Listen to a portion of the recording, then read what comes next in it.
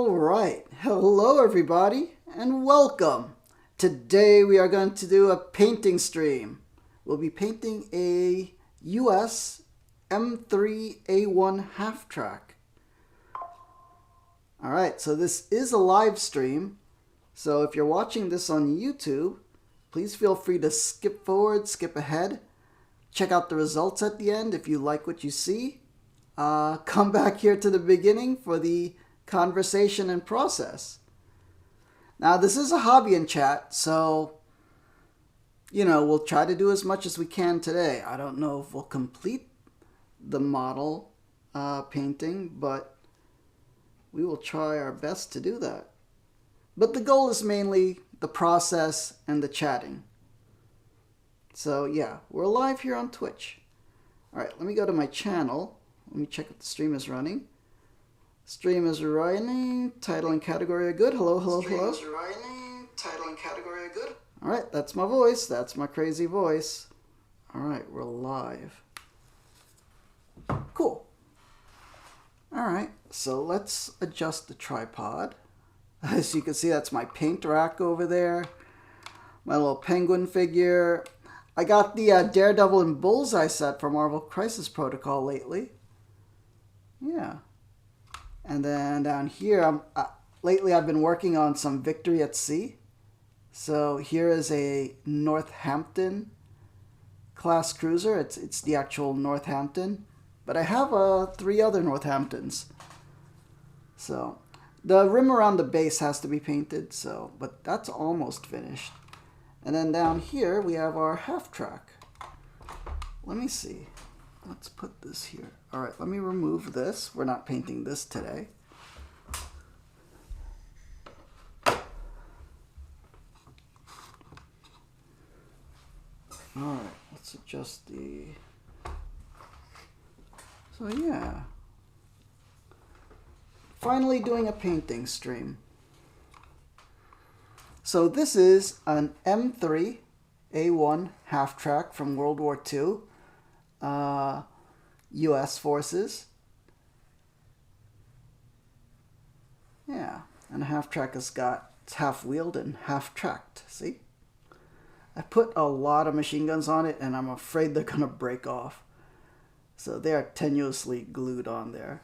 So we've got a 50 caliber up front. We got a driver and we got 3 30 cals in the back. I think it's overkill. I think I didn't need to put all that there. I don't even know if that's in the game, but the model kit came with it all. We have a winching system in the front. Yeah. For towing or, getting unditched.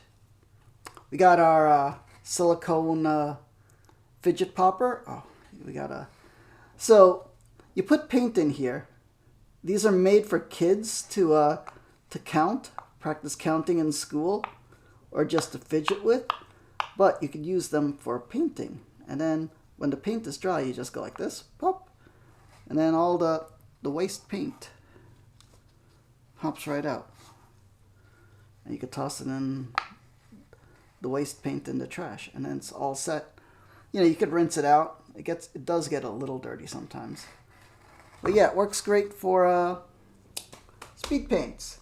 Potato! Good morning to you and welcome.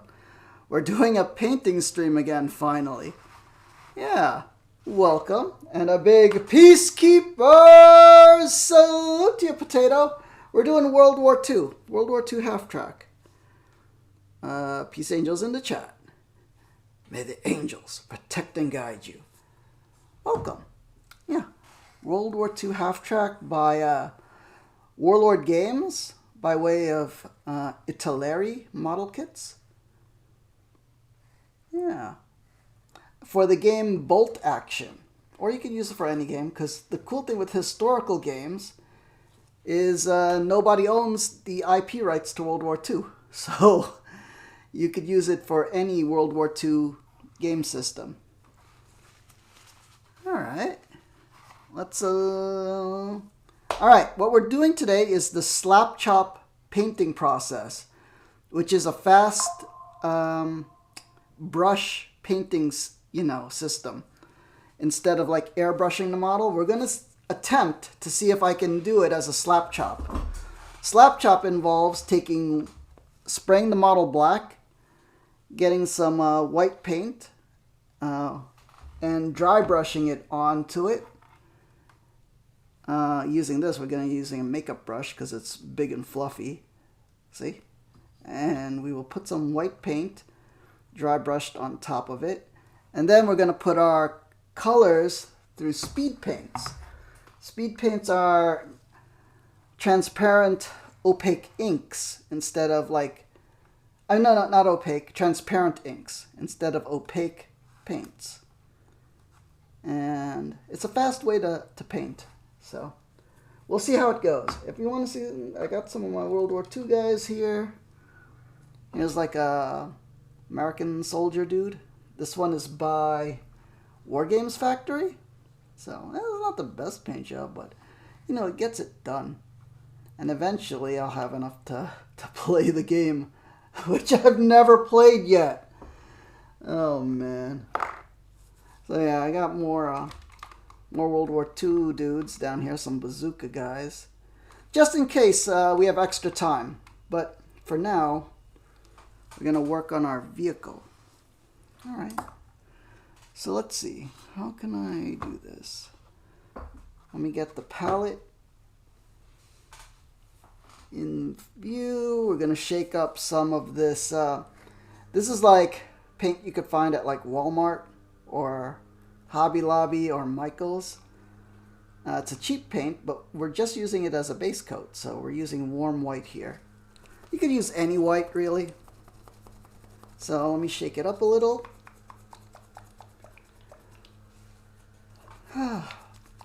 By the way, I know the silence is deafening and I can't talk all the time, so please feel free to play your own music in the background. I don't have the ability to play music on stream. You know, we're low tech. Low tech. So let's load up some white paint into the fidget popper. Alright, so the process. Let me go down like this. Let's, okay, it's better if I move this like that. Alright. And then I can reach this hand this way.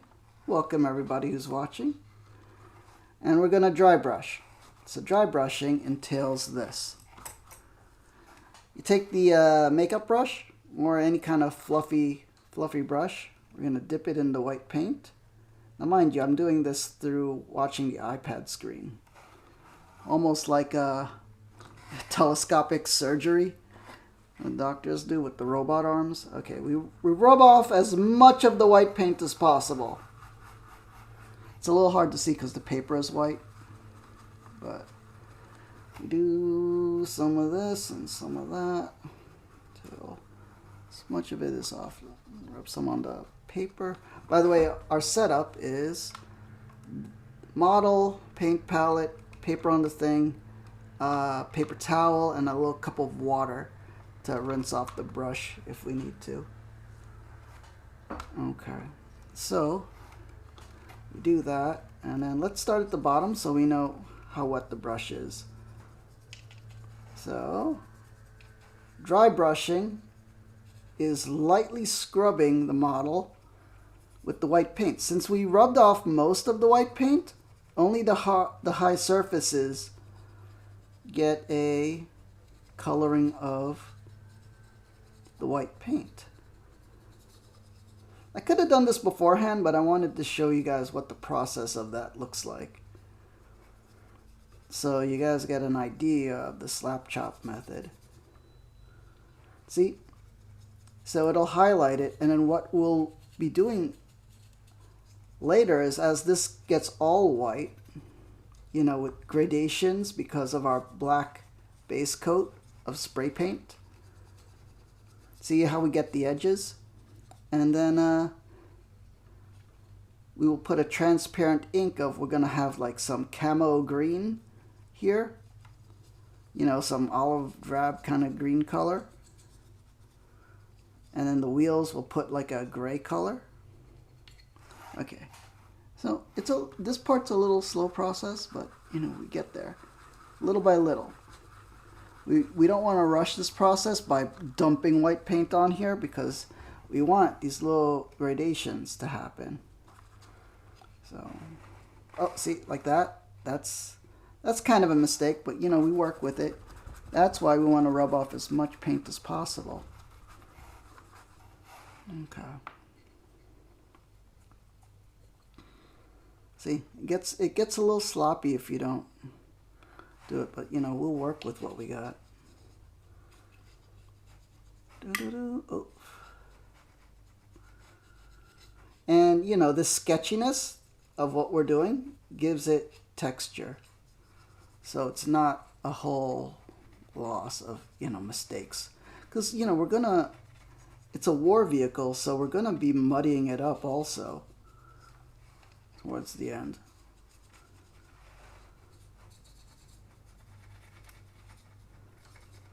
I'm afraid we might knock off these guns by accident. They're like tenuously glued on.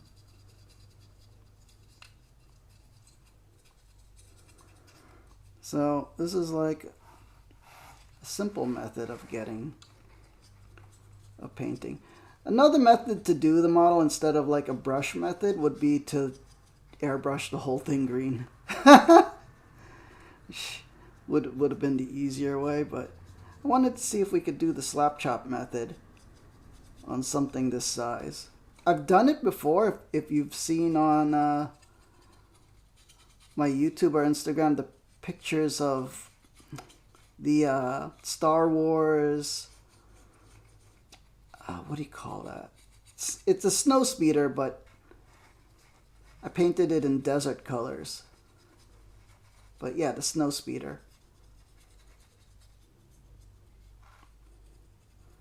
I guess you call it generically as an air speeder. Yeah. Okay, we need more white paint.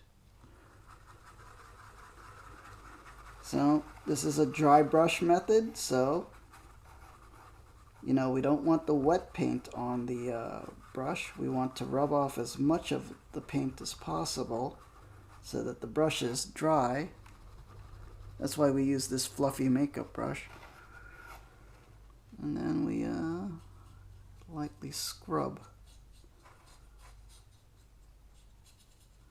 to highlight the surface details.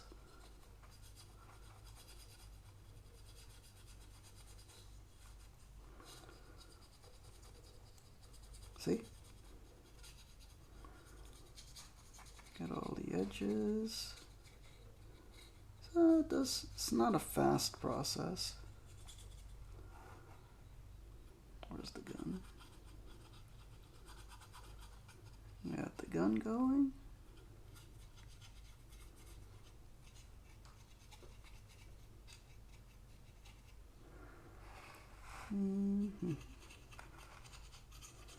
By the way, this is a hobby in chat, so you guys can chat about anything you want if you'd like. If you have any questions or just want to talk about your day, you know, just let me know.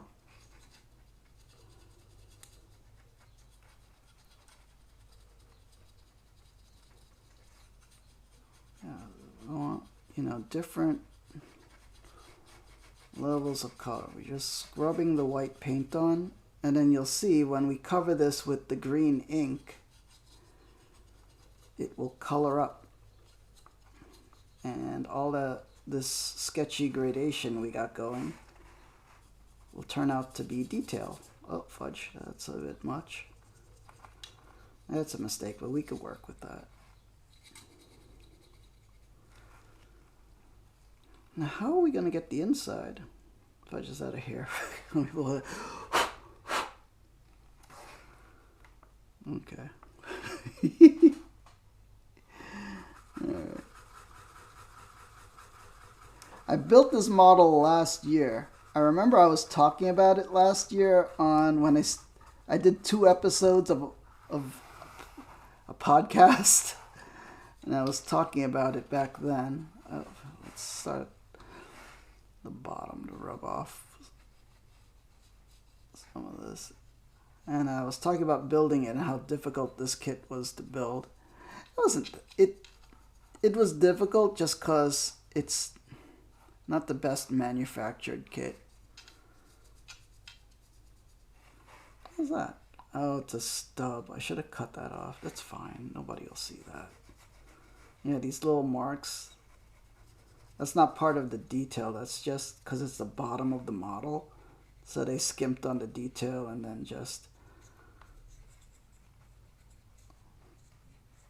molding, probably registration marks, so that the mold knows where to align.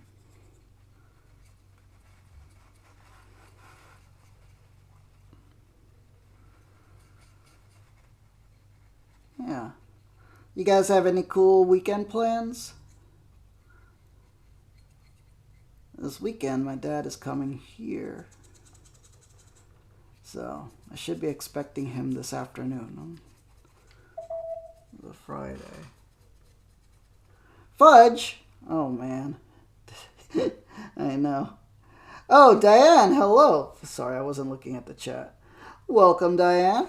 And a big Peacekeeper salute to you. Aren't you on a trip? Peace angels in the chat, Diane. And everybody else that's lurking. And Potato. Peace angels in the chat. May the angels protect and guide you. We are painting up a World War II US Halftrack. An M3A1. Yeah, I remember you were going to overseas. Are you still there, or you're back already? Did you have a super fun time? Man, I saw the pictures you posted. I cannot imagine seeing history like that, you know? Actual ancient places. You just popped in for a bit? Okay, yeah. So you're still out there. Awesome, dude.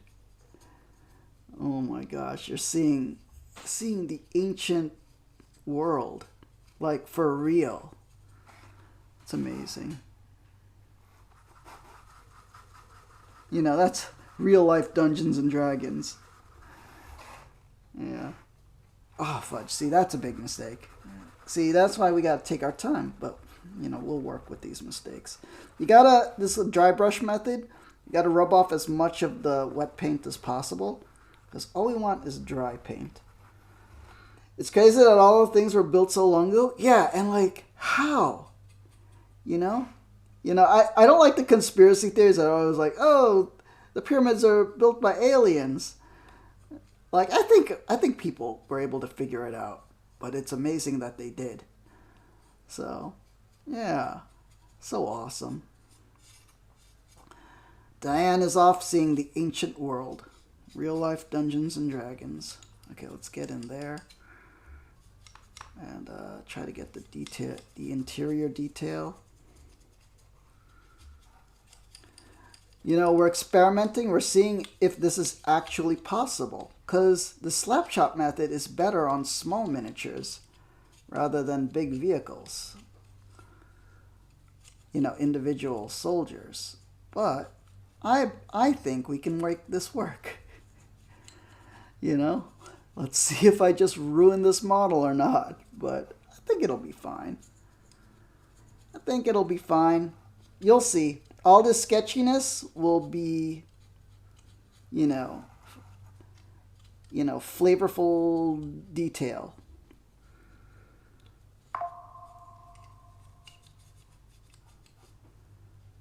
Yeah. Since I'm painting, if I miss anything in chat, it's okay to repeat it. So I could see. That is hard to get the brush in there. So if it's too hard to get the brush in there, then we don't have to get it. Okay. Okay, we'll rub off more of this here at the bottom where people cannot see. Let's get this, what do you call it? Transmission stuff? I don't know cars. I don't even drive. I used to drive, but then my eyesight went bad. Oh man. So yeah. Let's see. We just build up texture and layering of building up the edge surface details.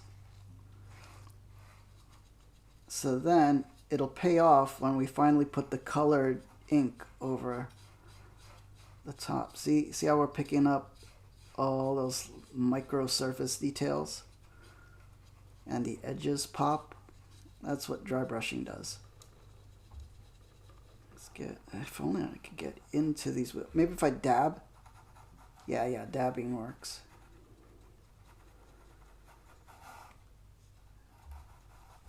So I could get inside that wheel detail. Sorry if it's shaking, but you know, this is the process of painting. It's sloppy, it's messy.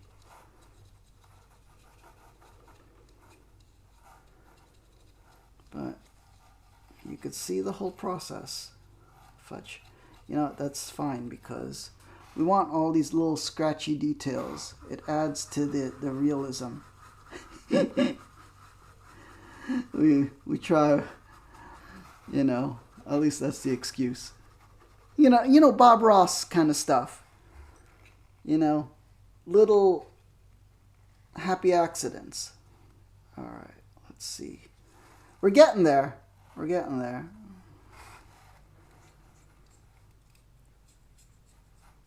See, I go to the bottom where the model will be least seen, so I could test out how wet the brush is. And it's good for picking out that stuff. Let's get that. Let's just jam the brush in there. That's fine. Let's see.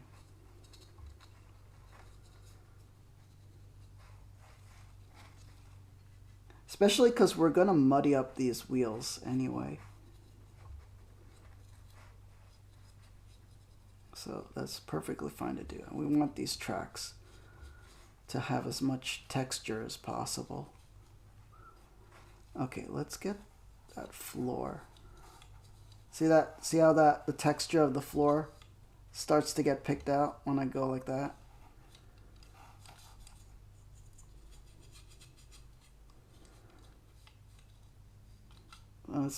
That's kind of detail we want to start popping. Alright, seats. Yeah, see, we want that scratchiness on these seats and stuff because this is a battle-worn vehicle that's been through all over Europe.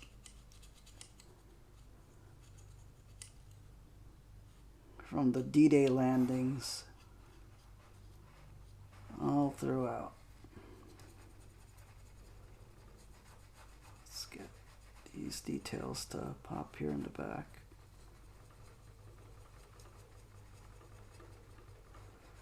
It's okay for that to happen because we are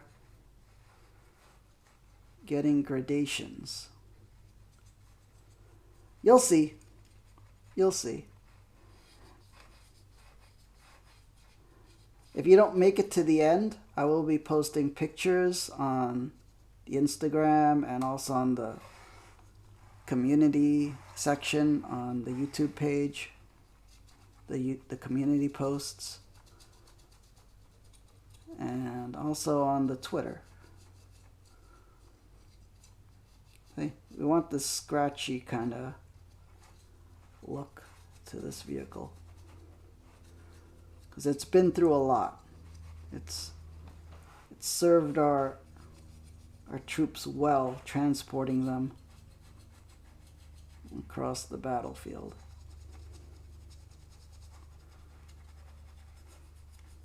Yeah, see these little tools? They get picked out, and then we'll add like different, not just the green. Although, you know what? What I heard is The tools were there, but when they painted the vehicle in the factory, they loaded everything. They just sprayed everything green. They didn't even bother to remove the tools. And the gas cans and all of that.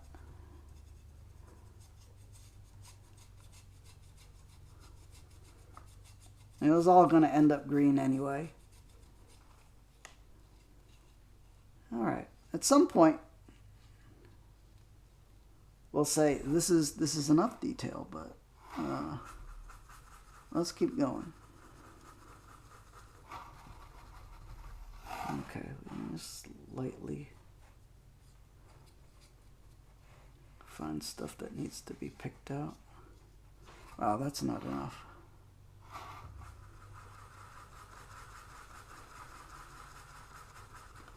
I might have to go into a second dry brush because what happens is the brush eventually gets really gummed up with dry paint. So you need a couple of these handy. I mean, if it's a small miniature, like a person, it's fine. Like, here's one I did. This. I dry brushed it with a beige instead of like a white. But you kind of want to do this, and then you paint the color details afterwards with the transparent inks. So, with a dry brush, you might need a couple of these brushes or clean it out. But the thing is, when you clean it out, the brush is wet and it's unusable for this process until it dries out.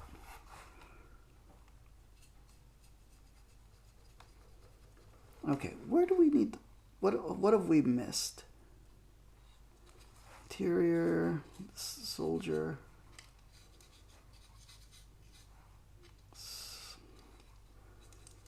Get in there. I think the interior walls I didn't get too much. We need to... Oh, I broke the gun. I broke the gun. I'll find the piece and I'll glue it back. It's fine. Where did that piece go? Oh, there it is. I see it. I see it. Let's put it where we don't lose it. See? It's okay. It's a model kit. I mean, things break. You go. Just roll with it. Or I'll just remove the whole gun and put a new one. I think I have spares. The brush bumping into everything doesn't help. Let's just not break the main gun, because that's the one that's in the rules. Like, the side guns are just for looks.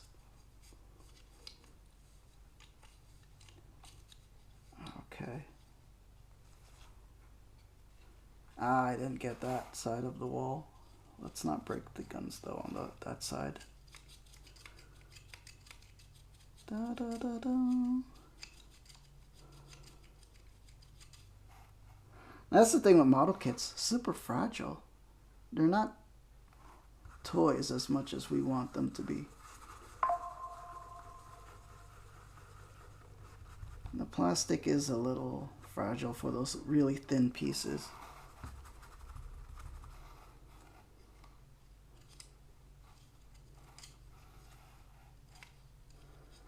Oh, I didn't get that side of the gun.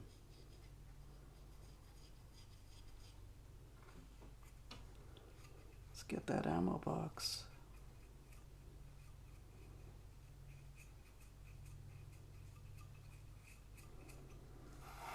Oh, why is difficult?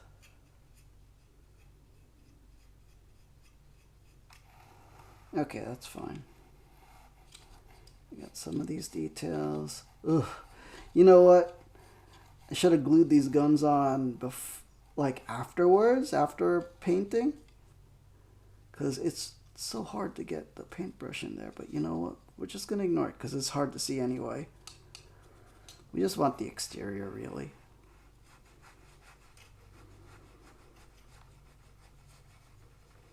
Get more of these details.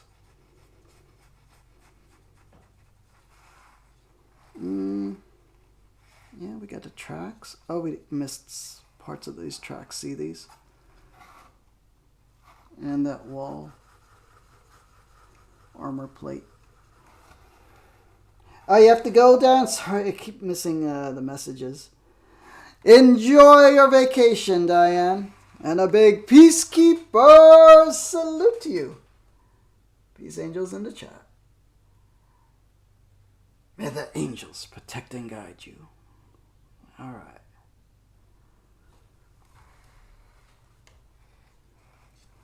Diane is off seeing the ancient world. Okay, this is the part I missed.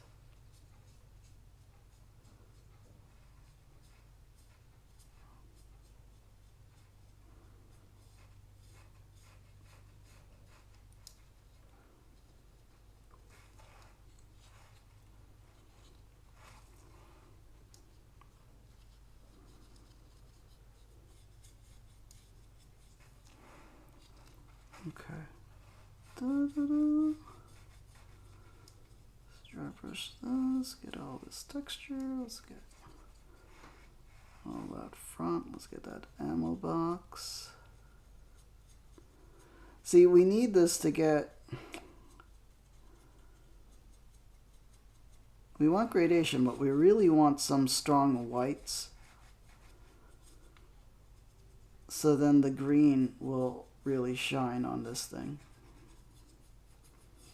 And it's not all dark.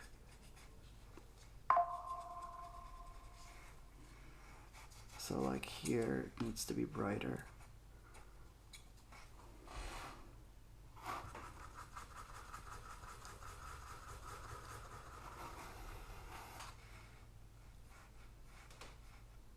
So the scratchiness is fine.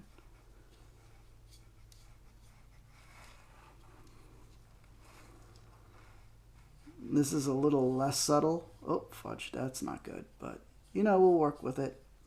Sometimes they mess up the paint jobs in the battlefield. So, you know what I heard?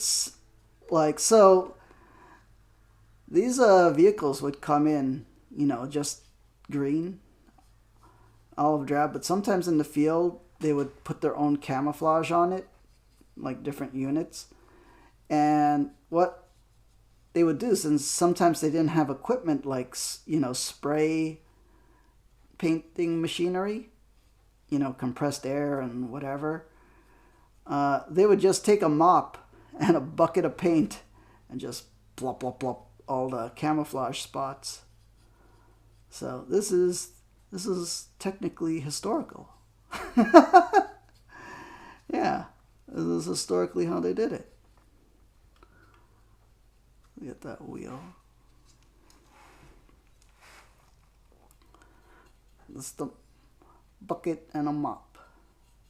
you know how the song goes.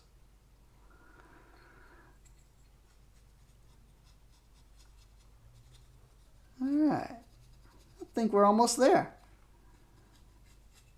Let's get more on this dude so that he could stand out. The driver,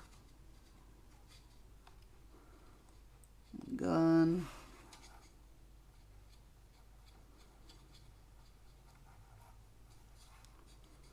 ammo box. So when we started, this was all spray painted black, and now we've dry brushed just about all over in white. This is to get the highlights for our transparent speed paints for this slap chop method. You know, you gotta set it and forget it. Okay, where did I miss? This whole side I think is too dark still. Oh, I just dipped it too much in white paint. This might be a little too much. Okay, let's see. Yeah, You know, we'll get the scratchy details, it's fine. If I would take my time, it would be nicer, but, you know, we're speed painting today. You know what these are? These are actual mines. Like, the half-tracks would carry ammunition and mines, and then they would just, like, plop them down wherever they needed to if they were defending a place. Like, oh, we gotta defend this bridge. Okay, you guys grab a couple of these mines, head over to the other side of the bridge and put a few of them down just in case enemy tanks come. So, that's what they would do. I don't know if I want to be that guy handling mines, but they knew how to do it.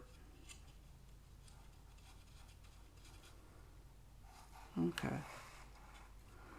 Back looks good. This side looks good. This could use a little more. We don't want all dark. Oh.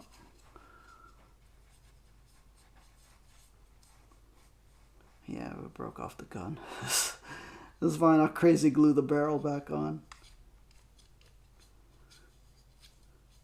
Got our diamond plate bottom. Alright. I think we're done with the dry brushing. Let's get some of that there.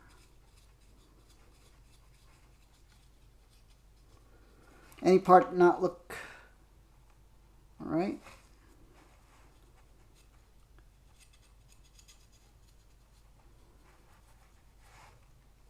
Yeah, it looks good.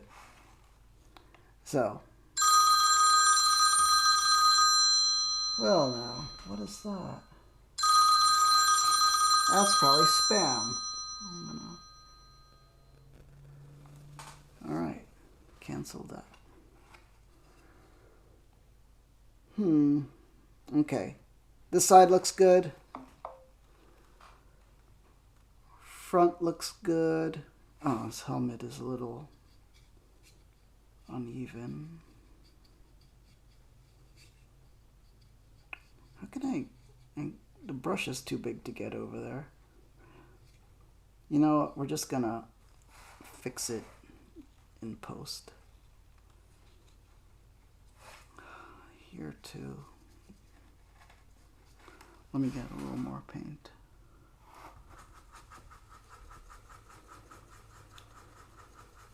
And just like what do you call it? Stippling. This is called stippling. Going like that. Stipple type.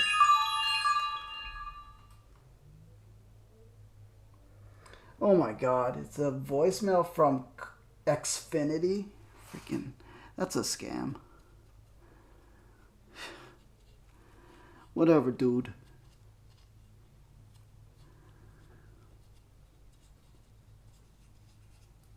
Okay, stippling. Stipple, stipple. Stippling gets you texture. So the unevenness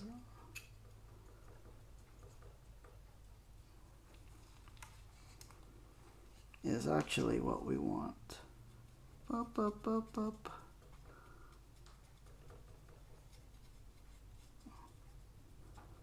That way it hides brush strokes.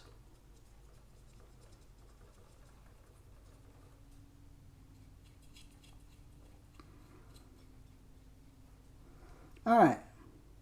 Oh, that wheel needs. It's hard to get under the rim, but I mean, it's going to be black anyway, you know, like a tire. We're going to use like a dark gray under there, so that's fine.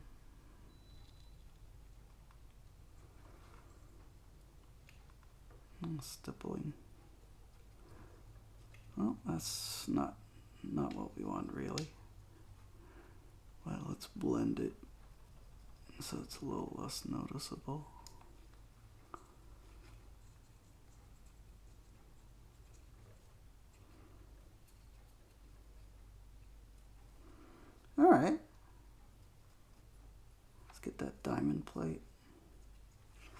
Is there some on the other side? No, there's a box. I'm sure there's some diamond plate on there. Stipple, stipple. See, all this is this unevenness that'll give it texture. To add realism. Where it was just flat, smooth plastic, the stippling gives it texture. Like dirt. You know, like in video games, you go, oh, that texture is super plain. That's what this is, what we're doing. We're adding texture with this. We don't want it to be even, you know, so we gotta add that texture in ourselves.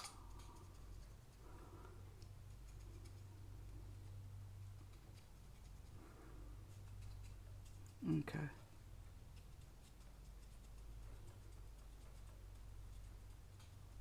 How are we doing on time? Oh, fudge. Let me click that. Alright, we're doing pretty good. Alright, I think we could get to coloring now, because that's the fun part. Yeah, look at that. Okay, so this I would normally, you know what, let me wash this, because if I leave the paint on too long like this and it dries and gets crusty, it's really hard to remove. And then I would have to break out like some alcohol or acetone to rub off the paint. Alright, so enjoy looking at our half track while I just wash off this brush.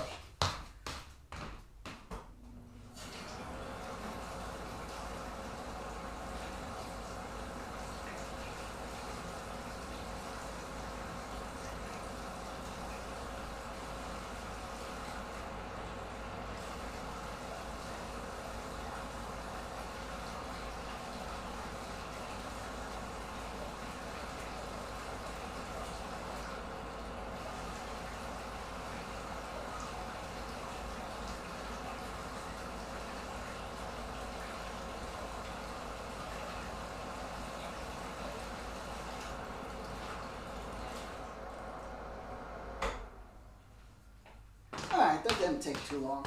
It's a water-based paint, so you could just wash it in the sink. See, but now the brush is all wet, so you need to let that dry out if you wanted to continue dry brushing. Or just get 2 or 3 of these things, so you always have a dry one around, depending on how big your project is. Alright, let me drink something first.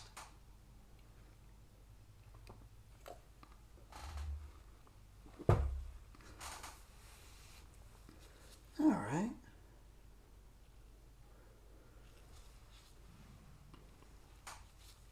Hold on, let me send this to somebody. Sharing to...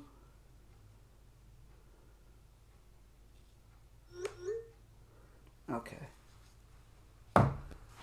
Alright, let us continue. So, I think the colors we will use are... We'll use this camo cloak. It's like a green color.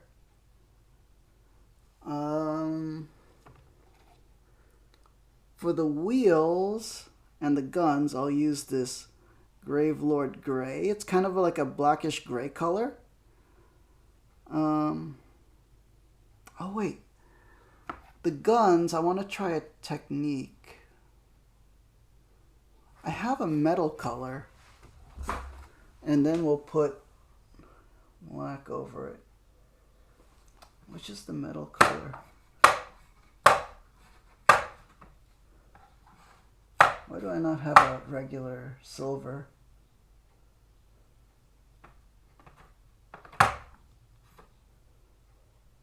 Enchanted steel. Ah, here. We'll try this broadsword silver for the gun. But then we're going to put, we'll put the gray over it. And then that should go into the recess. It'll be a combination kind of effect. But let's see. Let's get this green color going. All right.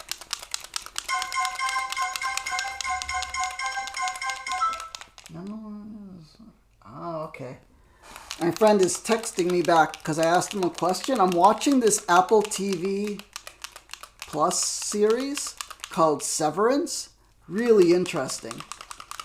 It's about a company that has its employees do a thing to their brain. Oh, fudge. Where it separates their brain's memories of what happens in the workplace and what happens outside the workplace to keep all the secrets and stuff going. Oh man, and a friend also texted me, there's a Star Wars Maul series. You know, remember Darth Maul? He's getting his own series apparently. Oh, okay. Cool.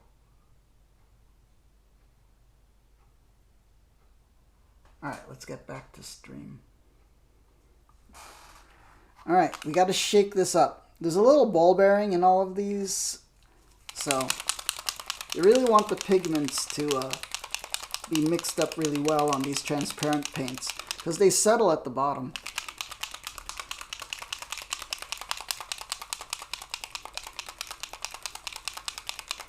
Okay, what details do we have? We also have a rucksack over here, which, you know, we might maybe make it a brown or something, just to break up that's not all green. Okay, let's get some paint into our fidget popper palette. 1, 2, 3, 4, 5, 6. Let's start with 6 drops. This paint's expensive, so I won't want to use it all up right away. We'll use a bigger brush since it's a bigger model.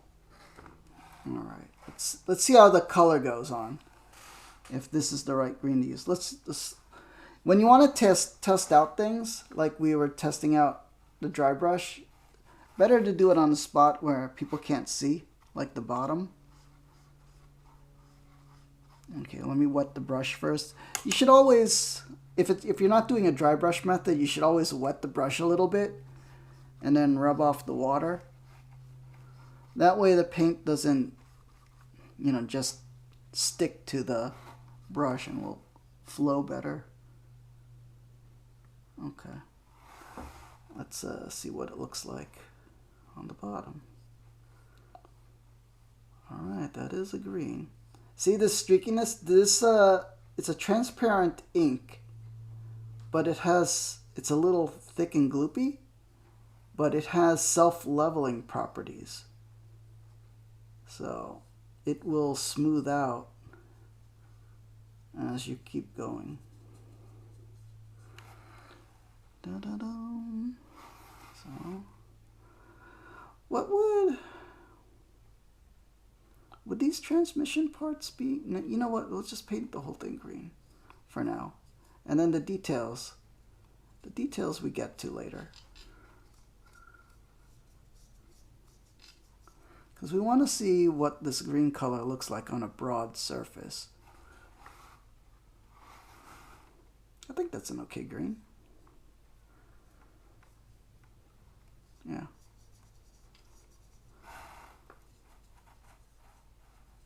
Now, if this model was only black, you know, as we started with, it was spray painted black, you wouldn't see the green color like this. But since we did it, you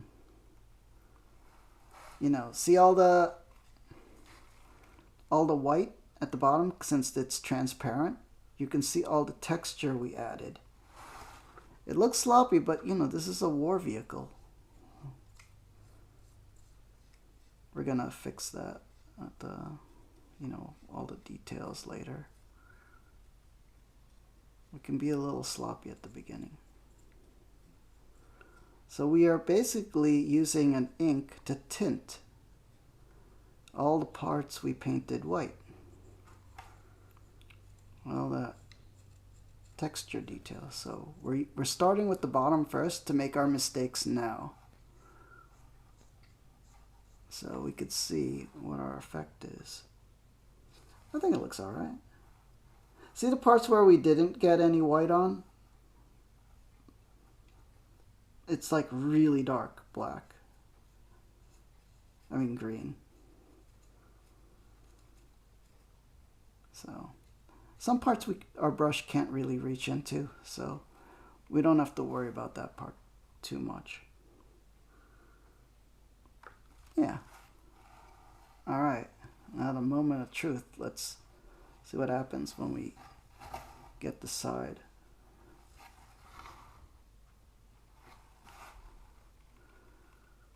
Alright. Let's get these rucksacks.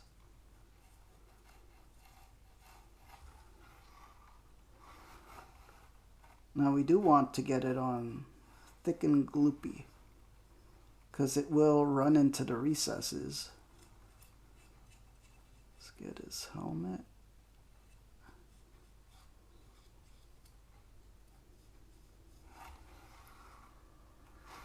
I wish I had a flat brush without that angle, but we might need the angle to reach into certain places.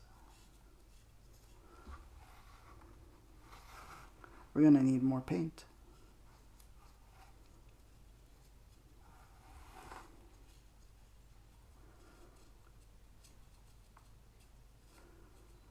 Yeah, we need more paint. Okay. Let me rinse the brush a little. Where's our green color? There it is. Shake it up a little more.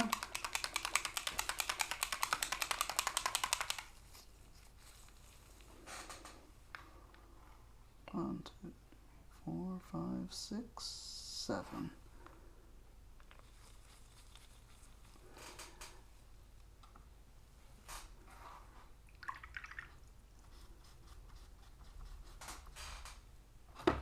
Okay. Let's get some on the front. See how the color goes on. Whoop.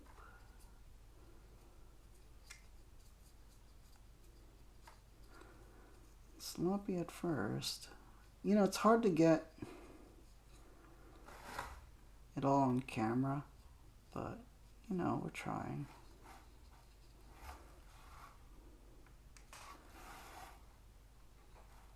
If anybody's watching and popping in and out, if you're watching this on YouTube, please feel free to fast forward and see the results at the end. If you don't have the patience, that's okay. And then, if you do like the results and want to see how we achieved it, just rewind back here and stay for the conversation and process.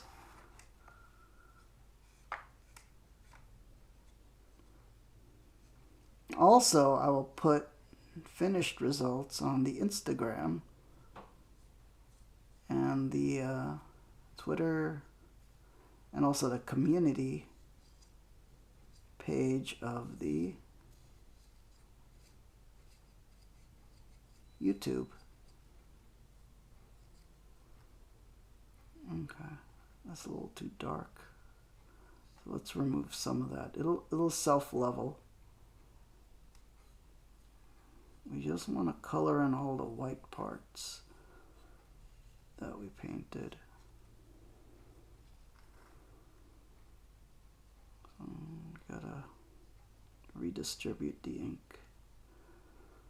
Let it self-level. See, like here?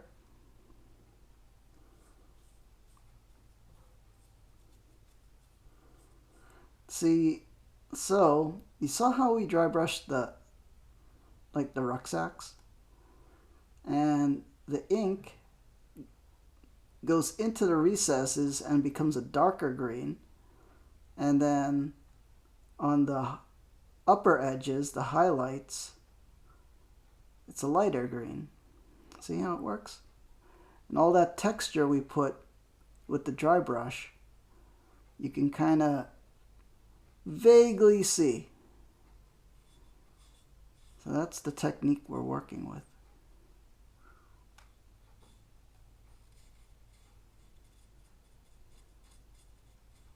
Okay. So it's kind of self-leveling here. It'll eventually smooth out and figure its way into like the recesses here to let these parts stand out. Yeah. All right. We might need to, let's switch to the other side.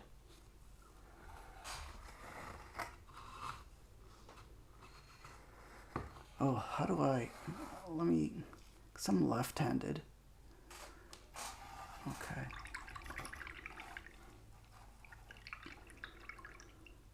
I suppose we should get the inside too. We'll have variations in color because we're going to dry brush over this again with a beige and brown color to get even more highlights and texture.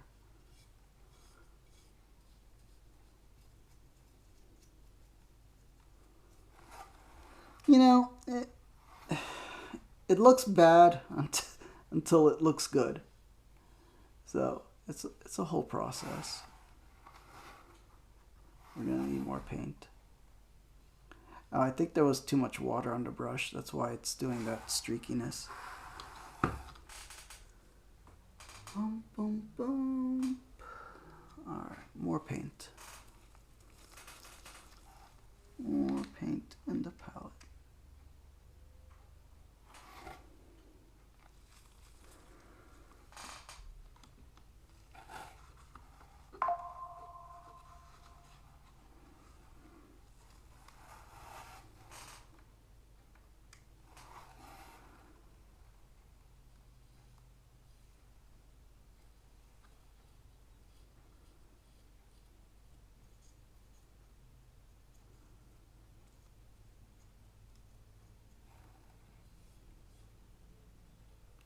Yeah, I think I had too much water in the brush. Let's get the back.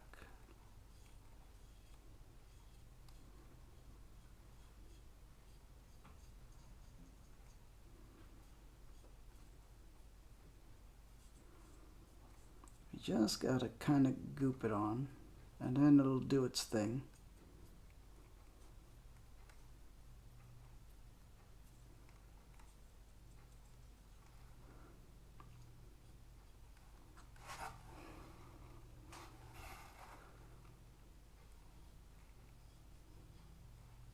Sometimes you gotta texture it yourself, and then it'll self-level.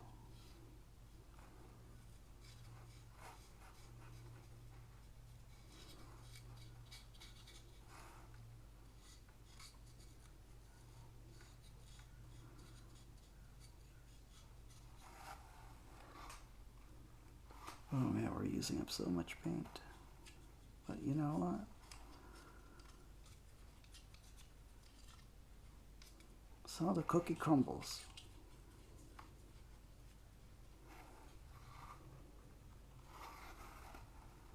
Let's get all these seats.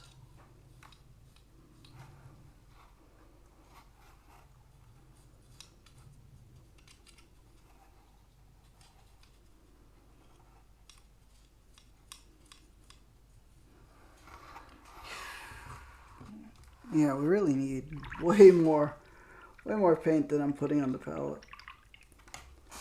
Alright, but we're getting there. Thing's almost covered.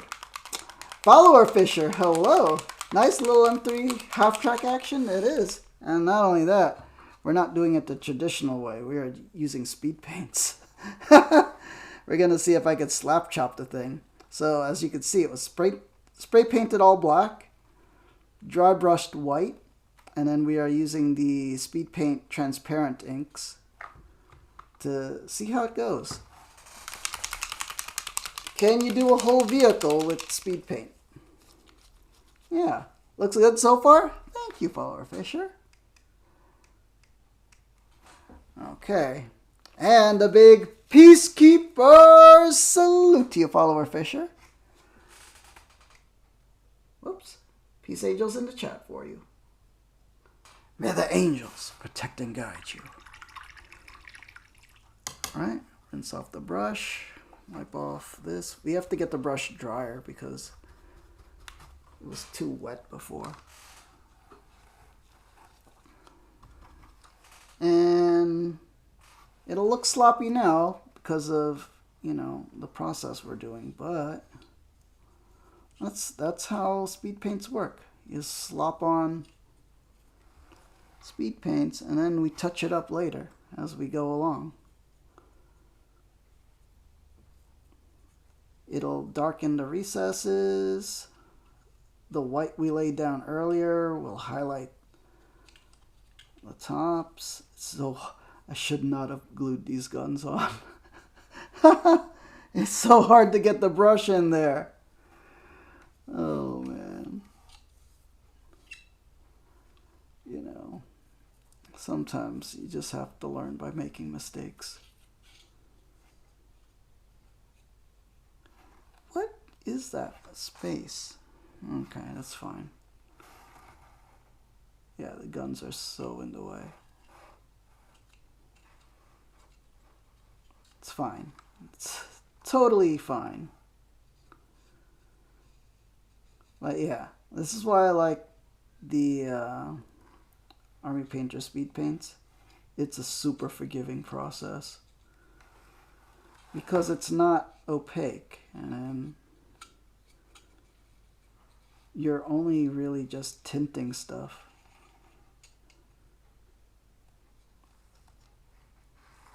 The detail comes from the dry brushing, and then we do a second dry brush over the speed paint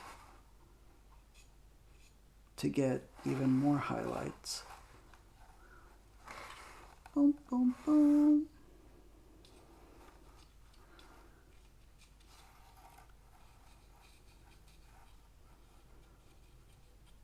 So if you were doing this with just traditional paints, it would, you know what, that's going to be a pain in the neck right there.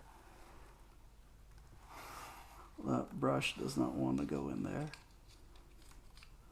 That's probably something I will touch up off stream so that I could use my magnifying lens and a smaller brush. But it's fine. It's fine. And then this will probably dry brush with a little bit of metal.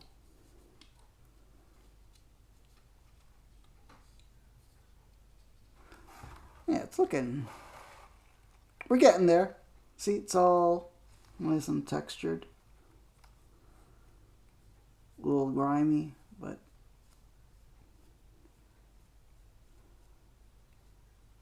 that's fine.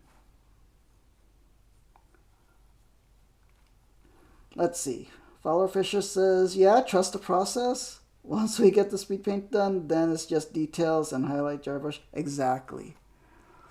You know, I think the one mistake people assume with speed paints is that it's just you put the speed paint colors and that's it.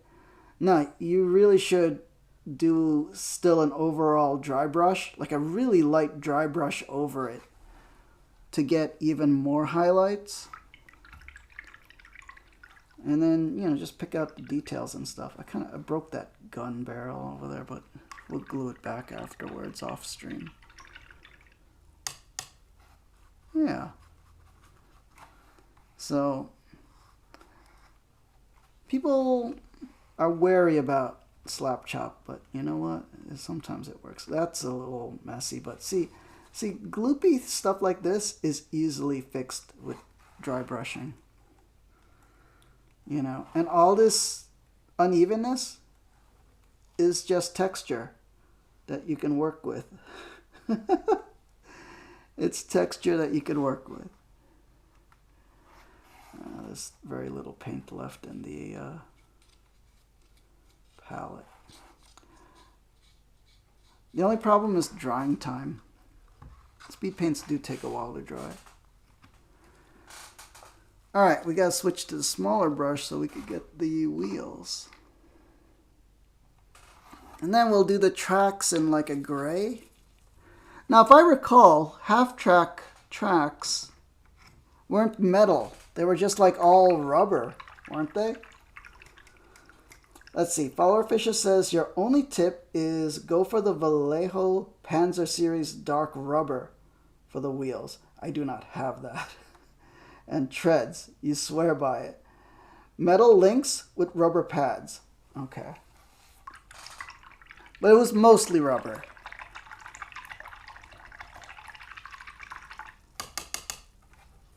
Let's look at these things.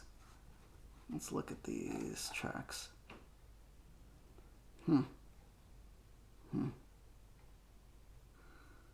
We'll figure it out. We'll figure it out. I think I'm just going to use a dark gray on it and see how it goes. Alright, let's get the smaller brush so we could get into some of these details.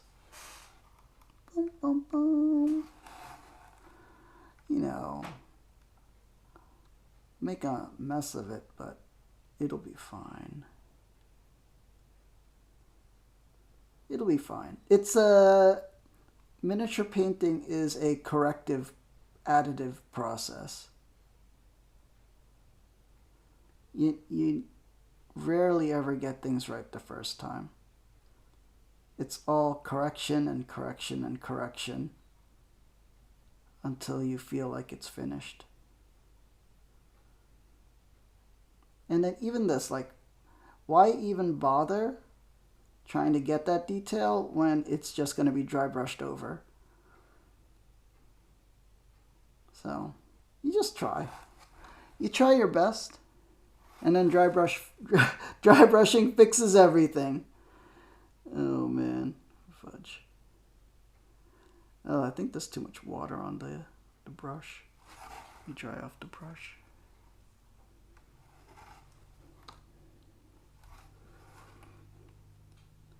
Not just bare metal. We had the rubber to do it by the time we entered the war. Yeah. I think that's the mistake some people do, is they make the tracks just like a big old metal color. If I remember, these were rubber, right? So we don't have to paint that, but we do have to paint this.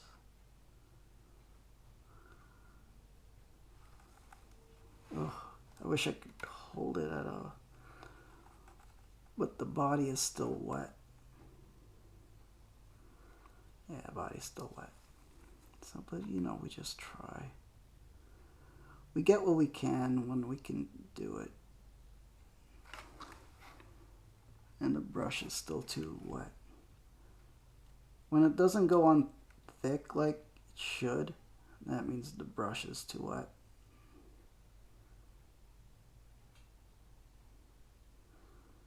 That's fine. I think it was green in the middle, right? You know what? We just...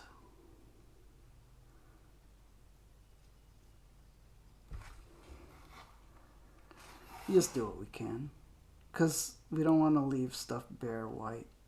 If anything, we dry brush and fix it after. Da-da-dum, bum, bum, bum, bum.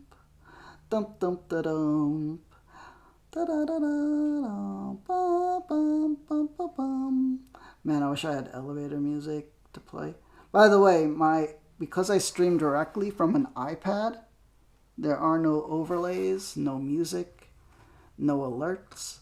So you'll have to play your own music in the background. feel free to do that, unless you like my singing. Boom, boom, boom, boom, boom, boom, ba-dum. All right.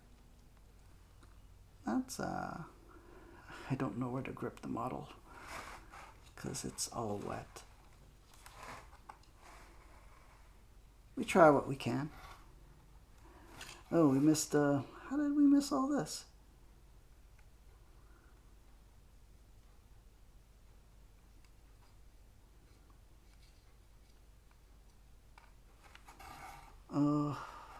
Let's get the wheels first. Oh, but I'm holding the wheel. We'll touch this first. My depth perception is not so great because I am using the iPad screen in front of me as a magnifier. Normally, if I was painting off stream, I would be using these magnifying lens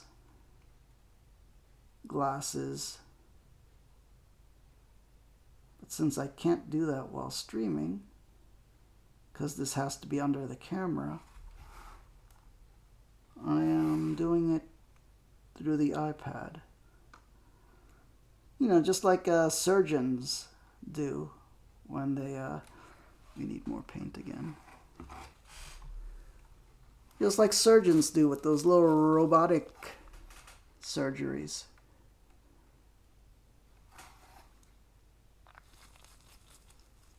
I'm looking through a TV screen.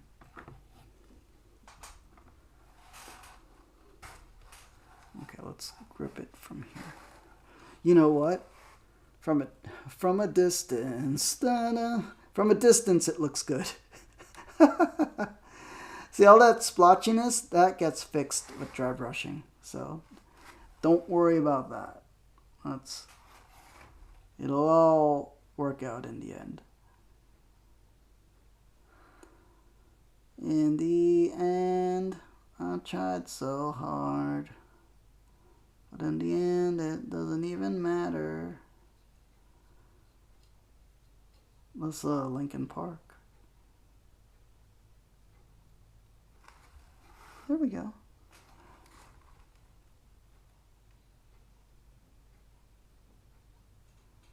Gotta get that.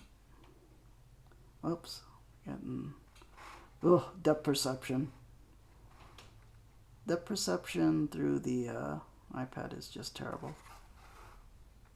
But...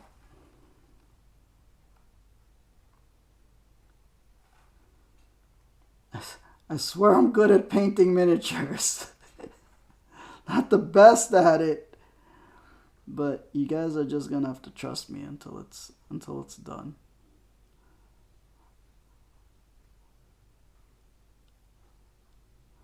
I don't know if hopefully we get the majority of it finished by the end of the stream.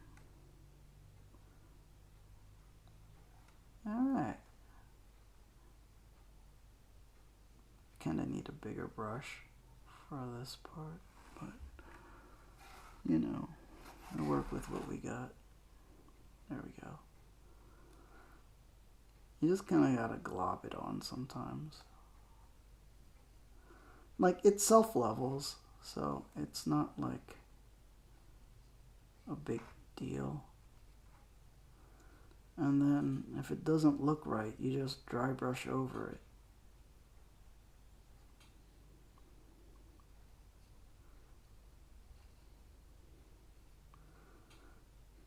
So you see how the white highlights that we put down? How the speed paint gives you that whole highlight and shadowing at the same time. It's not perfect, but it's a little easier to do that than with opaque paints.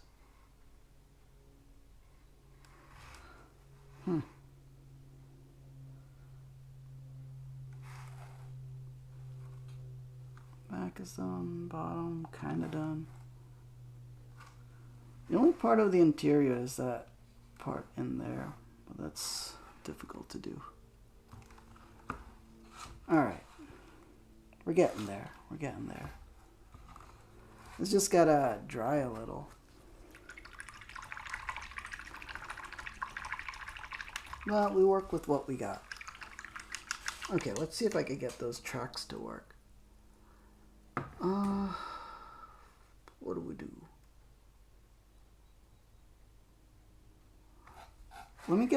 I want to see what the guns look like with this broadsword silver. Because we're probably going to do this and then we'll probably put a black over it. I've had luck with doing that before on like sci-fi guns. So let's see if that works on this. Oh. Oh, this is not shaking well. Okay. Yeah. It's been a while since I used this paint, so we do have to shake. Let me shake all the other paints with it. So, where's that gray color? This is what I'm going to try to use on the tracks. So, just got to shake them up. They got little ball bearings in them, and especially the metal paint. The metal paint has little metal flakes that settle at the bottom, so you really have to shake it up in order for the metal flakes to redistribute throughout the paint.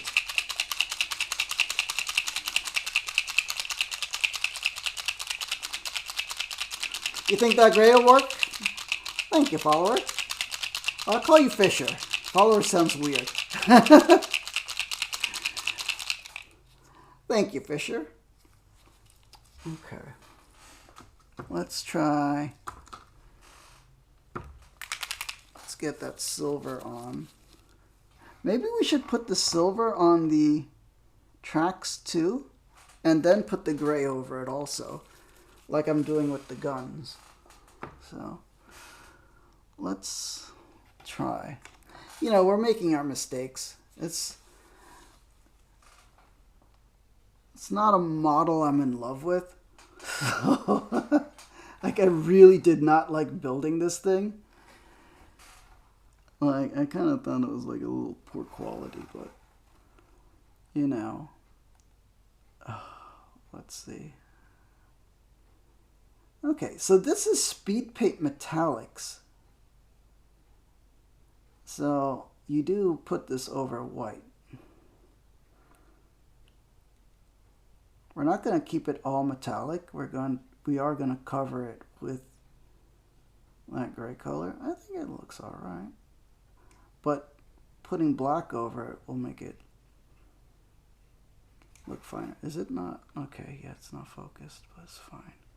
And then I think the box we'll put green over that. And then what will happen is, because it's already painted metal, the metal will look like, you know, will be like the highlight, because it's like a speed paint. Ta-da!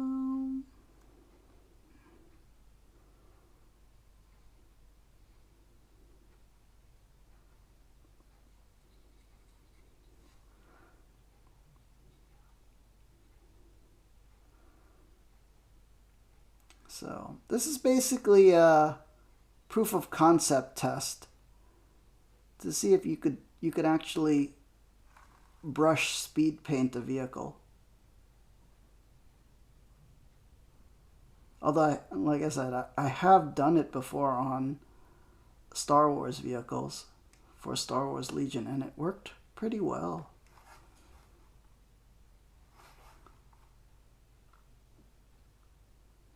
But that was sci-fi, so, but we will see if it works on historicals. And you know, for those without like an airbrush, this is a viable option to brush speed paint a vehicle. And as you can see, it doesn't take that long. Oh, we gotta touch that up. But you know what? Sometimes you don't really have to touch stuff up, because I think we'll do this. I think we'll do it like this, and then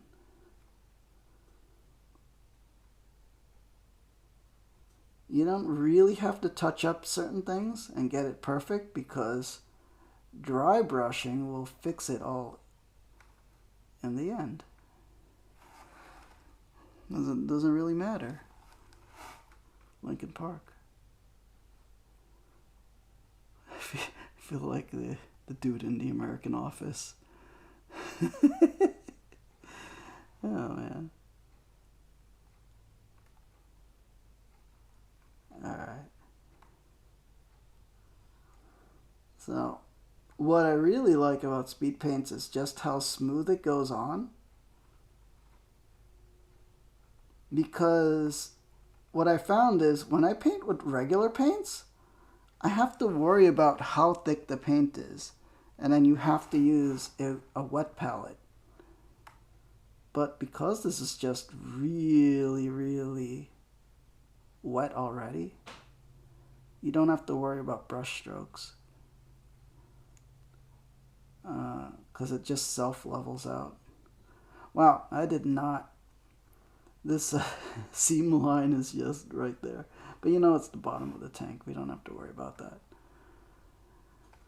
What do we do about the interior?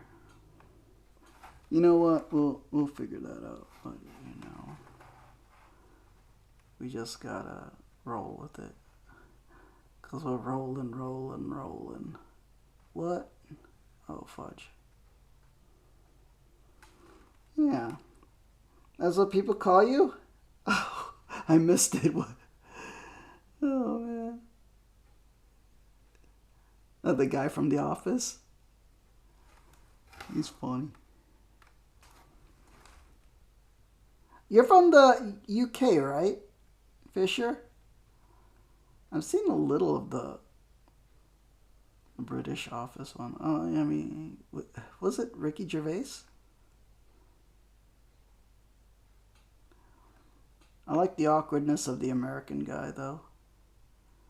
I forgot his name.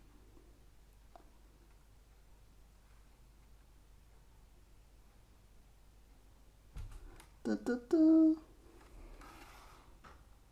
Well,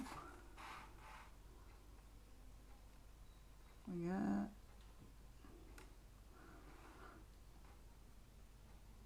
Yeah, honestly, if you're watching this, honestly, American tracks aren't metal.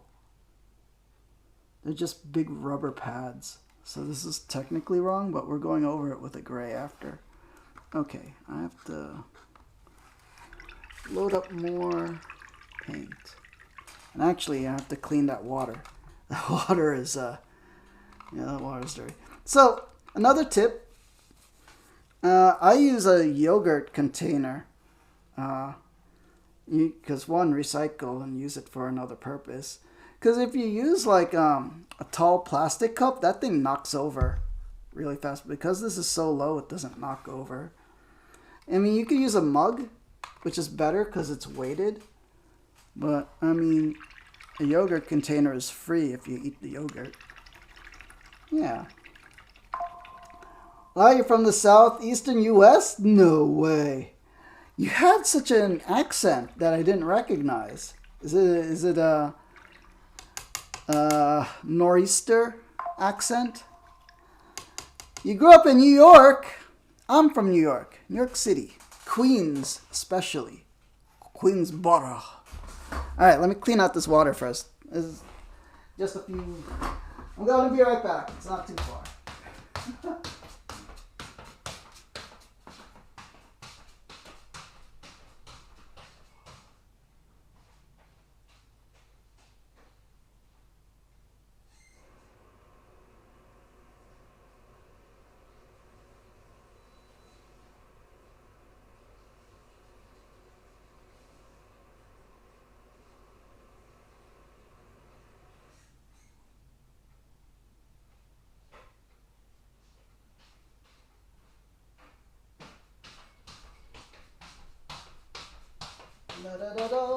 Alright, on my way back. It's a few steps. I'm sure you missed me. There we go. You grew up in Staten Island. Get out of here. Is that Staten Island? Westerly area. My gosh. Southeastern US. No way. That's cool. I've never been to Staten Island. Staten Island's one of those weird things where it's like so isolated from the rest of us. I think you could only, back in the day, you could only get to like Manhattan by ferry. But I think they have a train station now. I don't know how long they had a train station, like a subway station. But man, I remember people talking about they had to take a ferry to get there.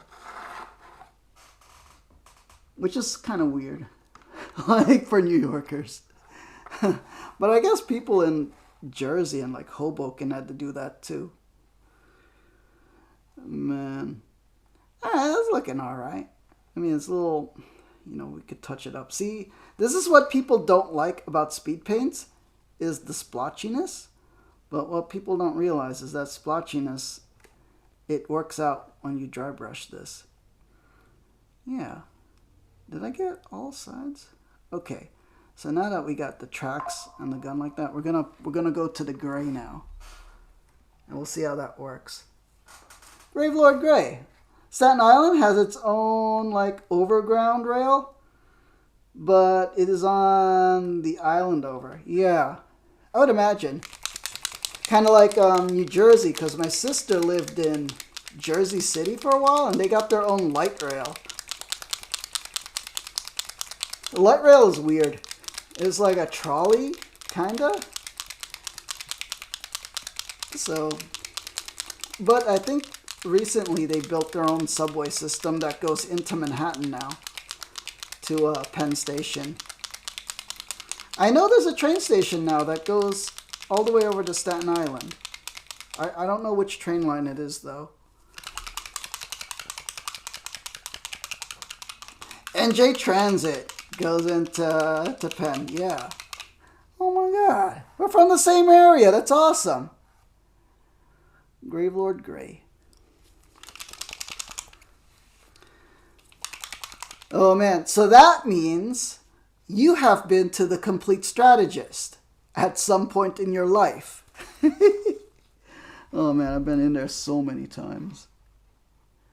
1, 2, 3, 4, 5, 6. All right. Da da da. Yeah, and New Jersey. Oh yeah, we got that one.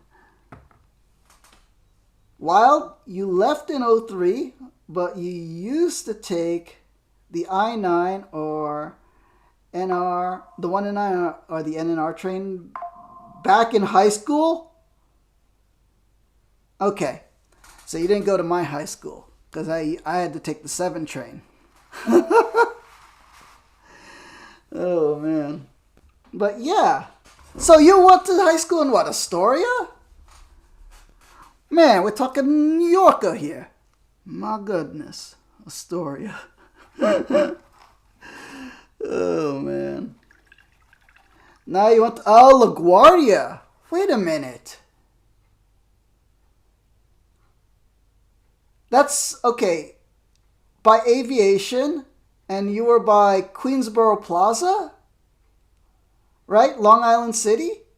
I think that's where it is. 66 in Amsterdam, on the west side. Oh, I don't know where that is.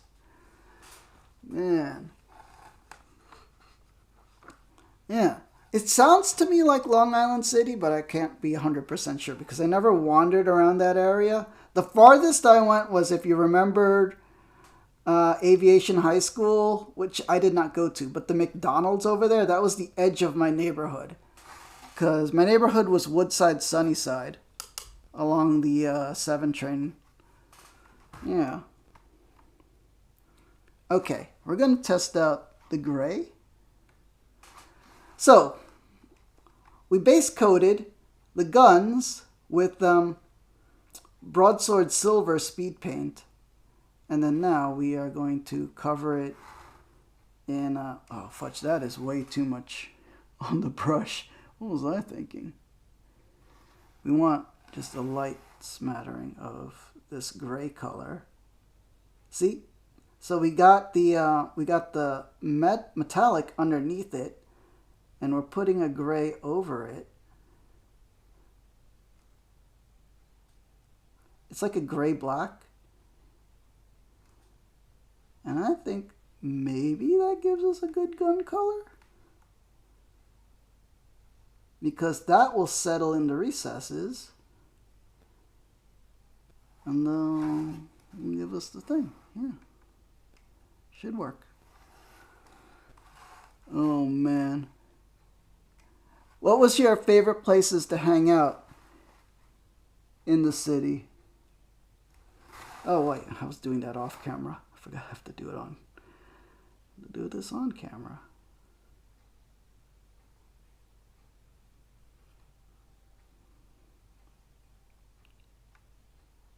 I think that kind of works. It's a little, camera has to, I wish that gun didn't break, but we will fix that in post. Oh, depth perception. There we go. So the combination of silver and then this gray speed paint, I think it gives us a good compromise of, hey, this is kind of metal, but it's also kind of black.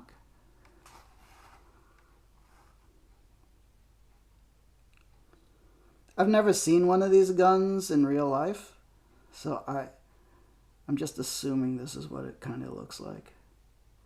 I could be wrong. I should look at one. And we have some museums. Oh man, so have you ever been to the Intrepid, Fisher?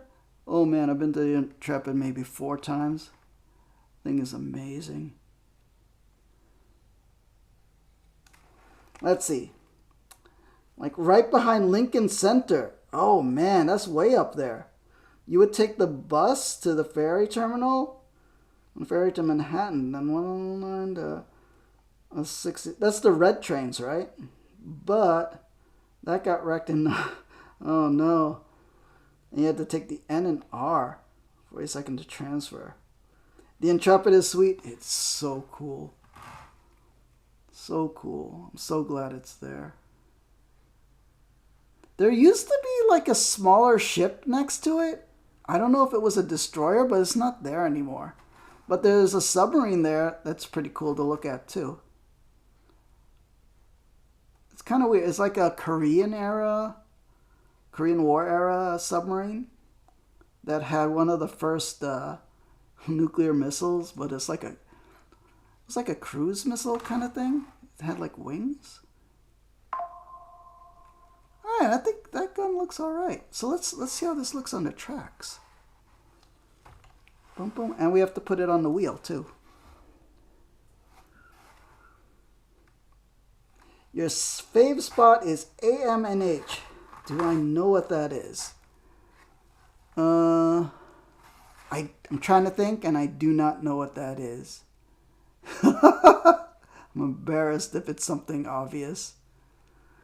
Man. Well, what is that? Man.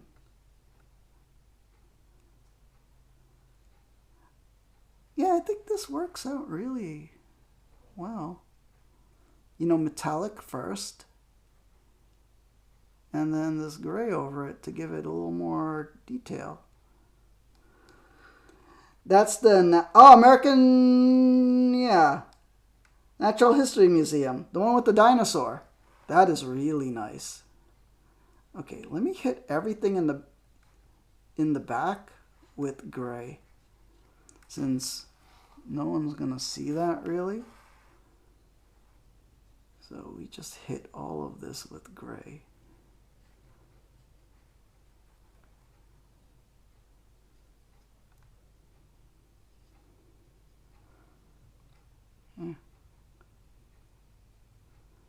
I think it works. American Museum of Natural History. Yeah, the dinosaur's sweet. I've been to the Met a whole ton of times. The other museum.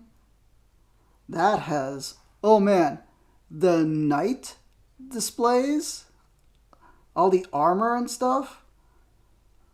So amazing. There's that whole room of like mounted knights and swords and weaponry, and that was so amazing. That is a little too much. Let's transfer some of that here.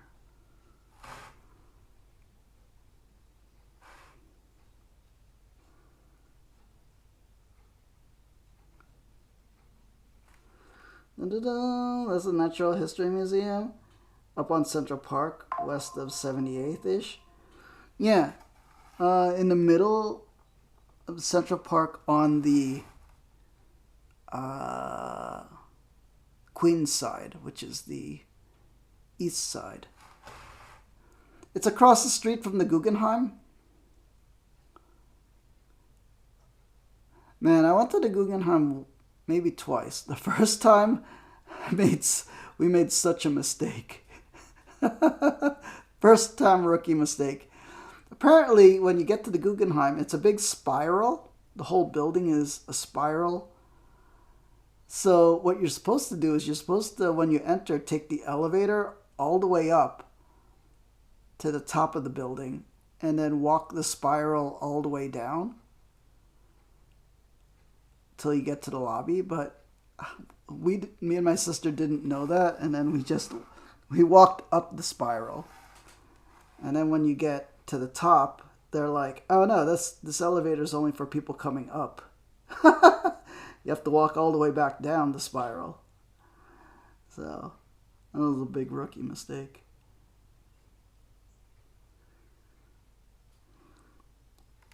You got to the top and walked down? Yeah, exactly. Oh man. It's fun though. You get to see all the exhibits twice.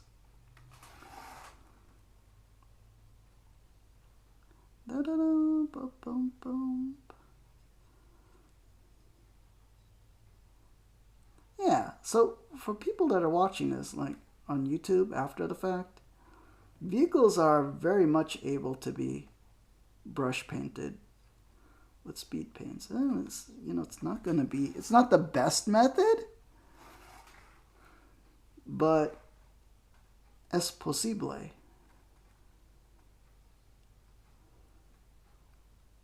Yeah.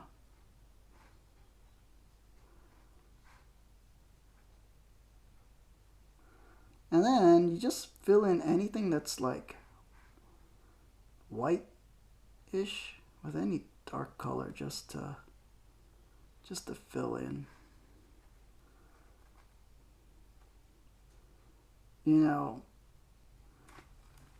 Speed painting is all about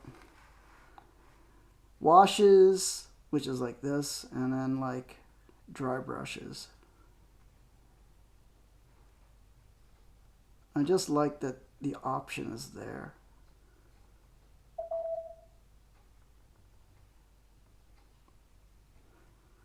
How did it dry on the other side? It dried all right. It's not too bad. Okay, let's get the outside. We didn't get the outside. Da da dum bum bum bum bum bum bum bum bum. So these rollers are rubber also, right? So this is an apropos color. Not gonna be perfect, but what can you ask for on stream? And without me using a magnifier. If I had my magnifier lens on, I could precisely hit all these details, but you know what? This is perfectly fine too.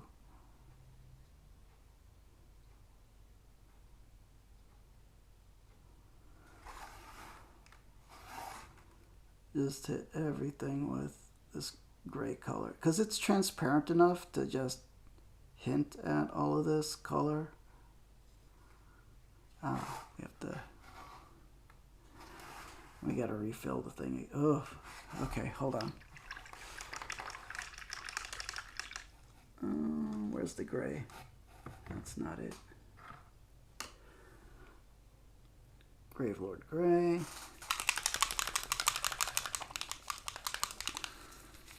The dinosaur thing, I've only been there once. I remember one of my friends wanted to go there for something during high school, and we saw the dinosaur. You ever been to any conventions in the city? Oh man, I used to go to New York Comic Con a lot. There was an anime convention.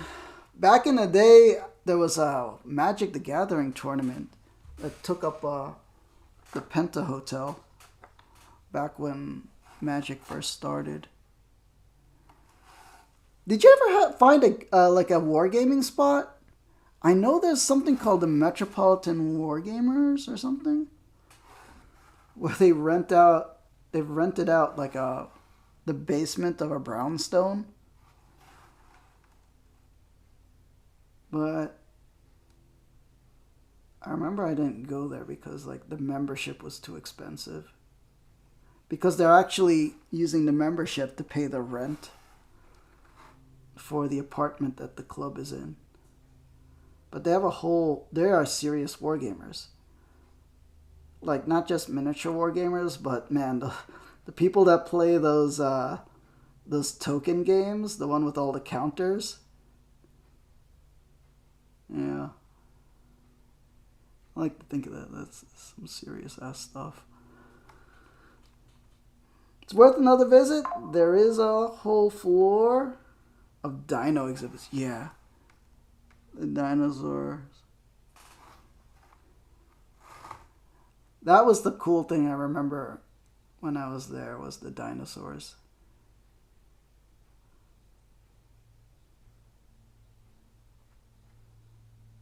The big T-Rex.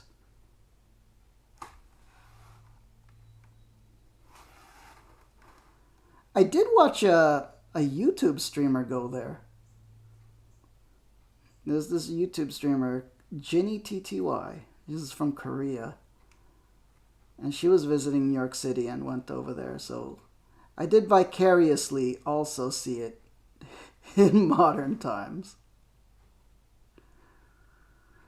Not back when I was in high school. Yeah, the only thing I remember about it from when I went in high school was the T-Rex. You remember the blue whale hanging? I do remember that one. Oh my god. Yeah. Okay, we have to get that hole back. Well, let's get these wheels first. Oh, fudge.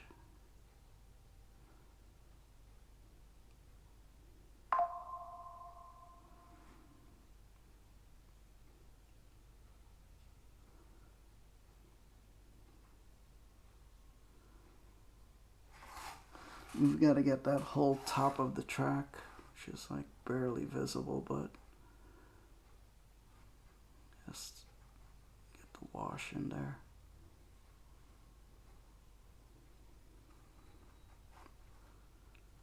Okay, we need to get all of that inside stuff.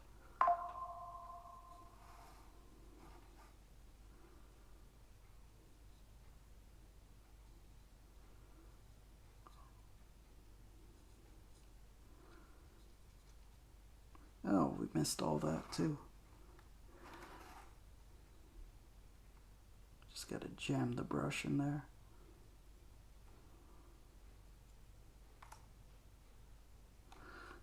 Let's see, you really want to make a trip because they do like adult sleepover nights with catering and a bar, quietly inclusive access. You know, I've always heard rumors about stuff like that. I think they do that at the Intrepid also. That'd be amazing to just sleep in the museum. What was that movie? Night at the Museum? All the exhibits will come alive. Oh man, but for an adult thing, that would be fun. I'm sure if there was like a kid thing of that, it would blow kids' minds.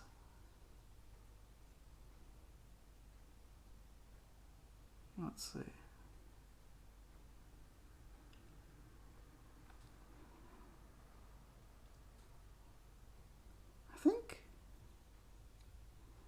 I think that's done. A little splotchy, but you know, it'll level out, and then you know we're gonna dry brush it anyway, so it's fine. Let me see if I got the other more. Just gotta find all the spots I missed. But for those of you wondering, I've never tried speed paints before. Look how kind of easy it is. You know, you kind of can't do this with opaque paints. You can't like, I mean you can, but if you were skilled, but you can be sloppy about it. I know there's probably some really good painters that are looking at this right now and going like, oh my god, what a mess. But you know what? I can fix this. I can work with this. Yeah. All right. What are we also looking at here? Oh, why is there a gap here? You know what? We'll just hit that with a big old wash afterwards. Oh. Okay. We need more paint. The one thing that I worry about with speed paints is I haven't run out yet, but you know, it seems to me like you would run out of speed paints faster than regular paints. Just because it's so liquidy. Oh, the wheels. We haven't done the wheels, but you know, let's finish the tracks because we still didn't do this side.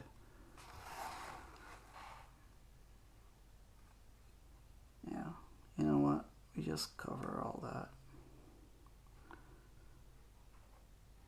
Da-da-da-da-da. Yeah, I'm sure this is like for really good traditional painters, this is looking horrific to them. But in my defense, it'll look good in the end. It doesn't really matter. Lincoln Park.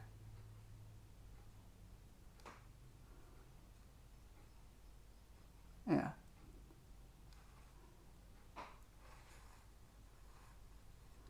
Da-da-da.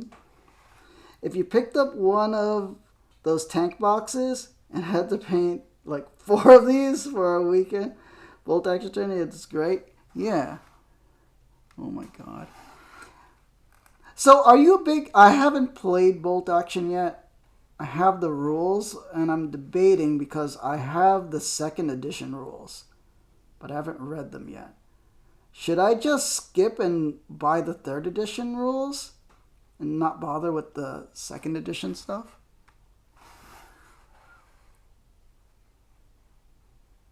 Da-da-da. Like, which one do you think is more beginner friendly? Because I'm not going to be playing in tournaments. Probably just be playing at home by myself. As pathetic as that sounds, that's probably what's going to happen. If I could wrangle my dad to play a game. Like, here, just roll the dice. It's like, tell me where you want to move and stuff. I don't know. Yeah. Like, I think like only one of my friends is a wargamer. There's another one, but I think he quit. He got into Warhammer one time and then quit. I think he sold his army. But we did have some fun games before he quit. He's more of a D&D guy. Alright, I think let's get this other side. Da-da-da, just jam that in there. Did I get the... Oh, I didn't get the top side of that.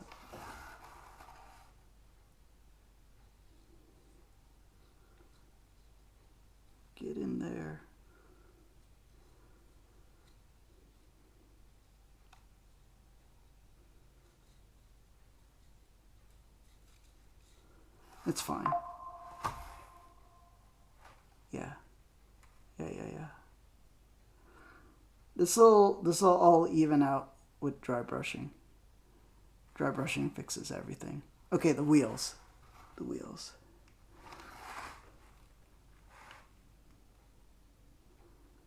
Boom, boom, boom, boom, boom, boom.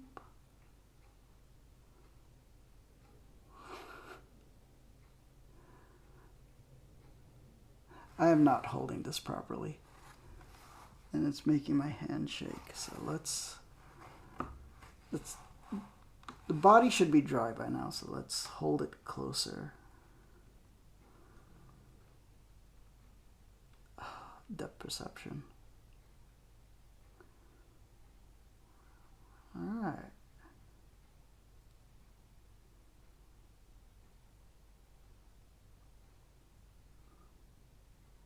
I think I have to come at this at a different angle.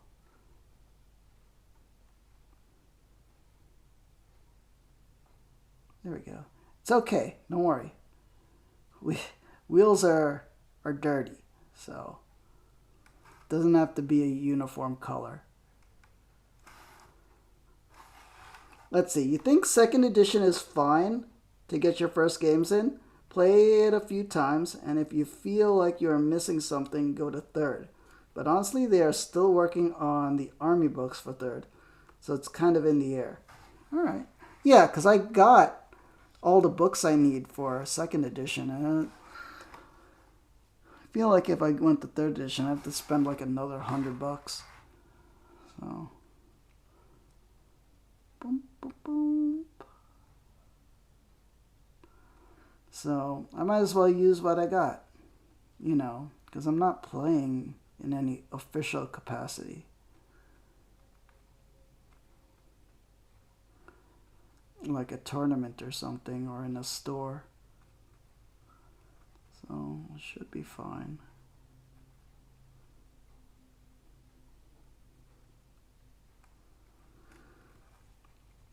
Bename, hello. I am painting model kits today.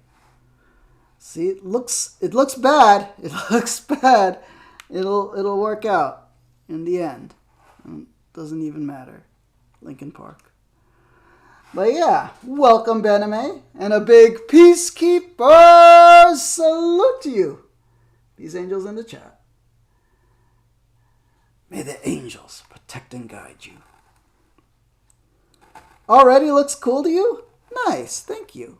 It's a little choppy, but that's the style of painting I'm using. I'm using transparent inks instead of opaque paints. So, it's an easier format to work with, I think.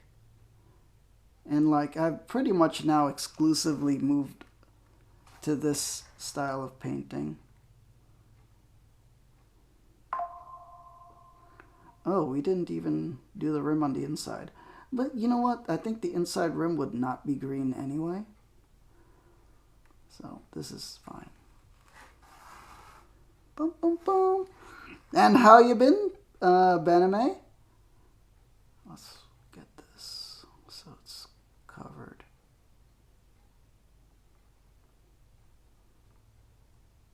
Da-da-doo. How's your weekend going? Or, wait, it's not your week. You're in Europe, so it's only like 6 hours difference. Yeah. Cool. All right, let's get the other side because I'm pretty sure. Let's see, slept for the last 10 hours since I went offline. Yeah, oh, we're gonna need, hold on. We're gonna need to refill the paint. Let's clean the brush. Oh man. Streams are gonna be, I'm not gonna stream much, or maybe not at all this weekend because my dad is gonna be here. I'm gonna try to stream early next week. Maybe do blueprints again, I'm not sure.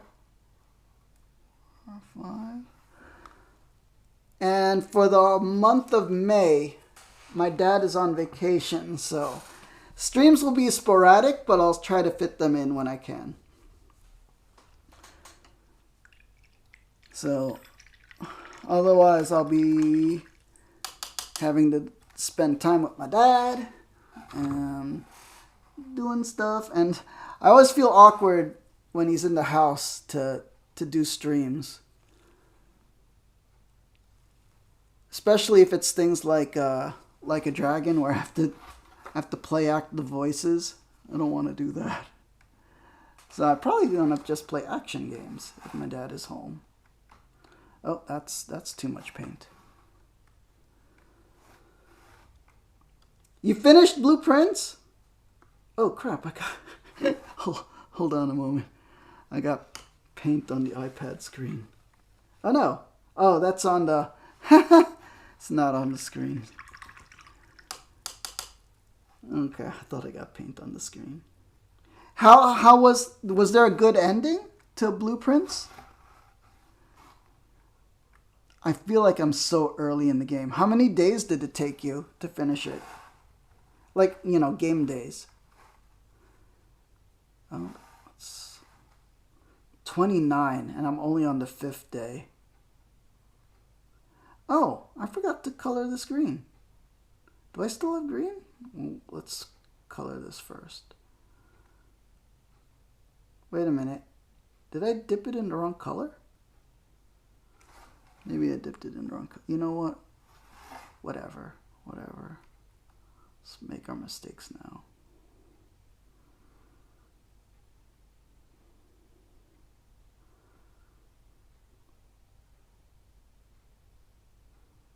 It's fine.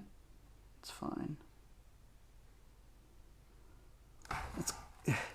We could technically call it blending. Yeah. Was the ending satisfying? One of the podcasters you listened to said it took 54 days? So it might be very different for everyone. Ugh, I guess you guys just got to get lucky. I wonder what's the shortest amount of days people played it. Days being in-game days, if people are listening to this and haven't played the game yet. But yeah, we highly recommend the game Blueprints.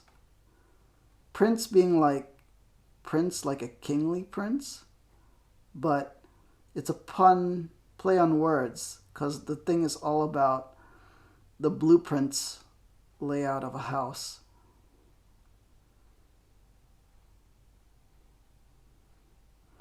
It's a big puzzle game. And it's very intriguing because it actually has a good story too. He also said one finished in 3 days, but you assume that wasn't the first run. Yeah. That is way too green. Wait, did I dip it in green again? Whatever. I'll fix it in post. Okay. Oh, did I get the wrong color? Hold on. Did I put the wrong color in the wrong thing? Yeah, I put green. I put green. See? This is supposed to be where the gray goes, and I filled it with green.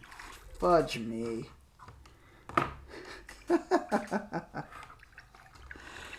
Oh, what a dude. What a smart guy. Nah, it's okay, Bename. It's all just for fun.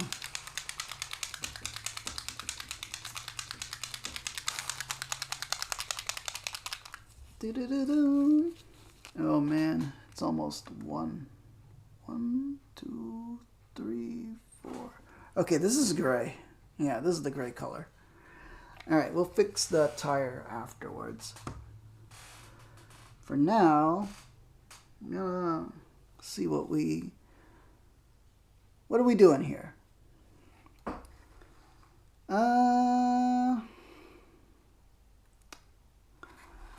Let's gray up the gun. Oh no, we don't want to gray up the gun mount. this needs to be green. And we're going to green up the ammo boxes.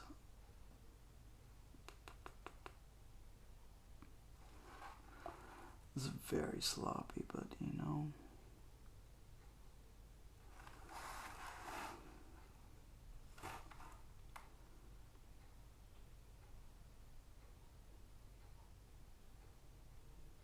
Yeah.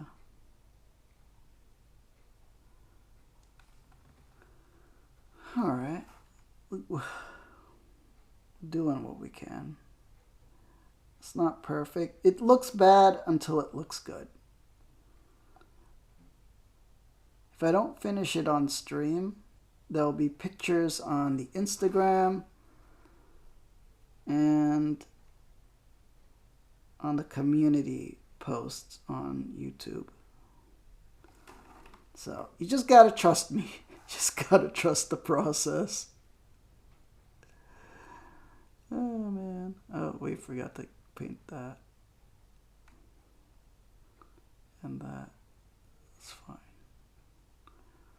Or we probably smudged the paint that was there. Camera's blurry. Da-da-dum. Let's see. You have to say, though, you feel like there is so much stuff you haven't done yet in the game that isn't required to finish it. Yeah, this, one of the things is like, it's so replayable, I feel. I feel like there's so many secrets in there. Did you figure out what the globe is for in the observatory? Should I worry about that thing?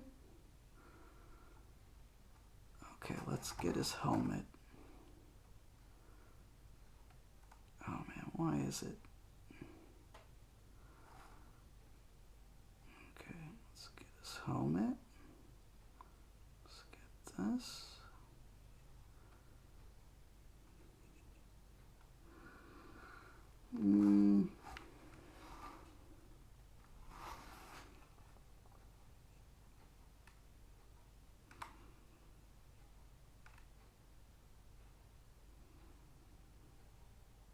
Okay.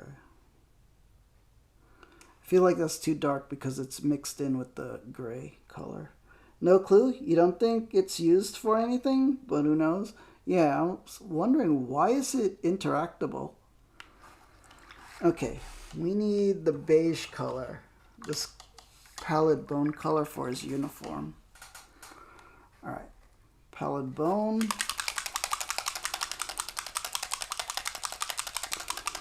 For his uniform jacket. Let's put that here.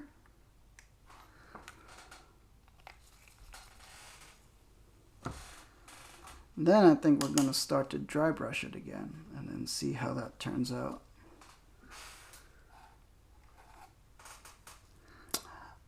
Was there an ending cinematic, Bename, or was it just text or something? Or just, hey, you did a great job, you win. Okay.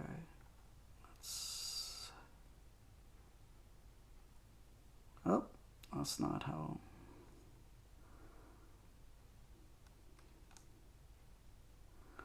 Oh, the brush is too wet, that's why. Let's get that green color. So we didn't get.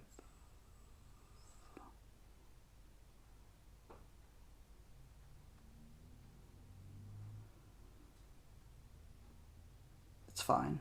It's fine. Oh man, we're doing such a terrible job on this. It's not terrible. It's good.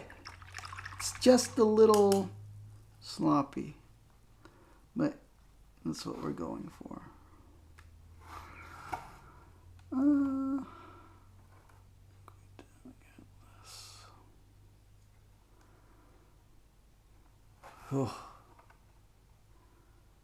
All right. It's looking all right, I think. Yeah, that wheel is the one that needs to be fixed afterwards. That's fine. What am I doing this? It's not some crazy story reveal. Oh, it's more inspirational for life. Interesting. So it's like, you know, the grandfather giving life advice.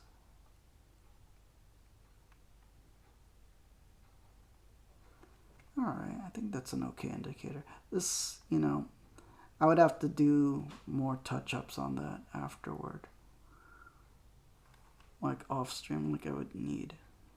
Okay, let's get some of this brown color onto like this and see what happens.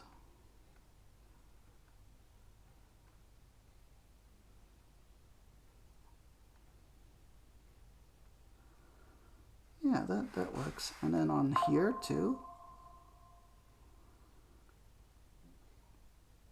to make it different from the green color.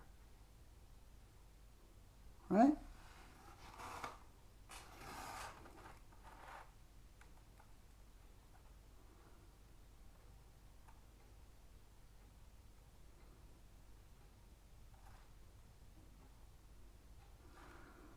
Yeah, to differentiate it.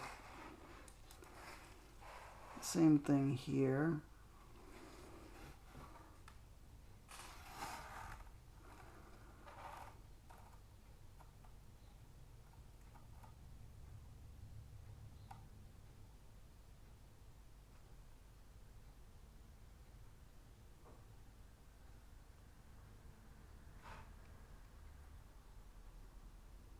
Yeah.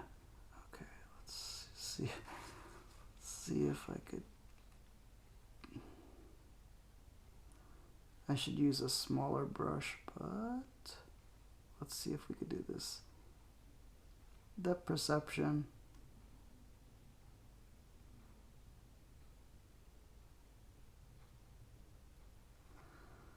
Yeah, it didn't work as well as I would like.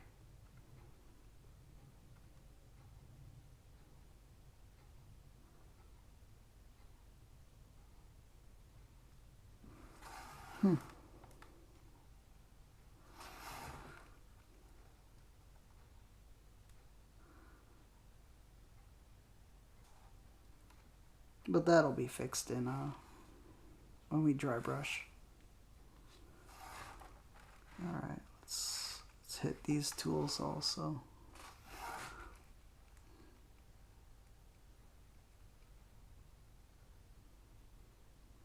Let's see, potato, looking good? Thank you, potato. It's a bit sloppy, but it's hard to do this kind of thing on stream. We're just indicating variations in color to differentiate it from the main body. Da-da-da!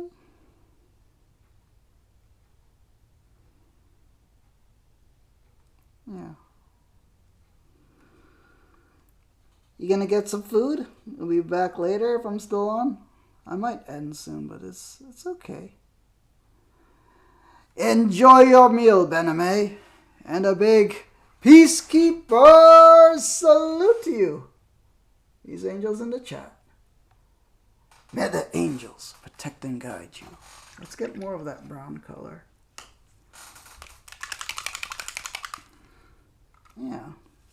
So it's coming along. It's not the best, but you know, the stream has only been like, how long? 2 hours?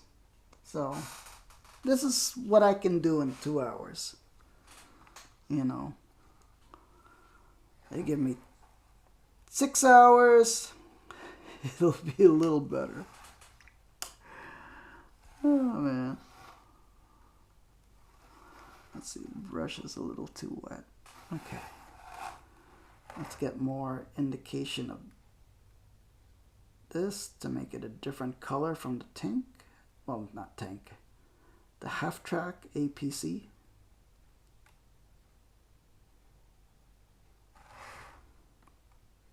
Yeah.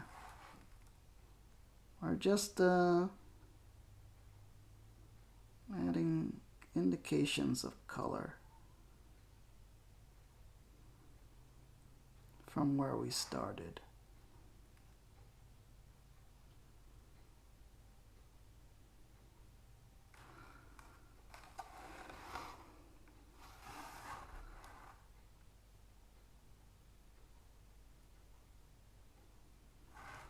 Okay. We broke off the barrel by accident. But, you know, we're getting there. It's,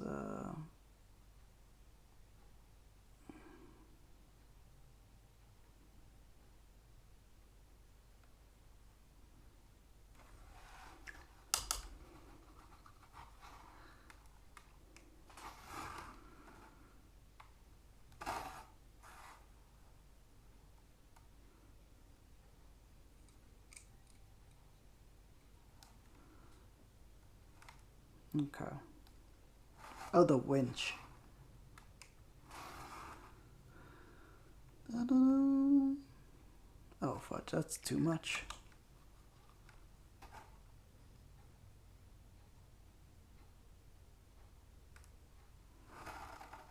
It kind of works.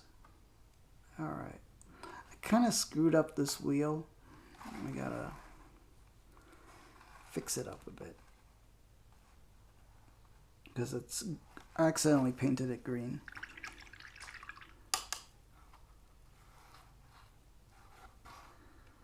Boom, boom, boom. Let's darken it up.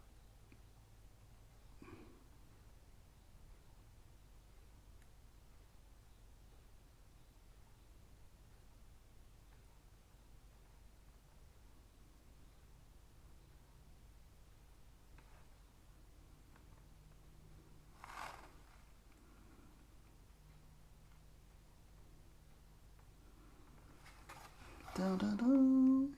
Oh, that's the brown color. I keep dipping it in the wrong paints. Alright, I don't think we don't really need the inside hubcap to be green. We just need the indication of gray.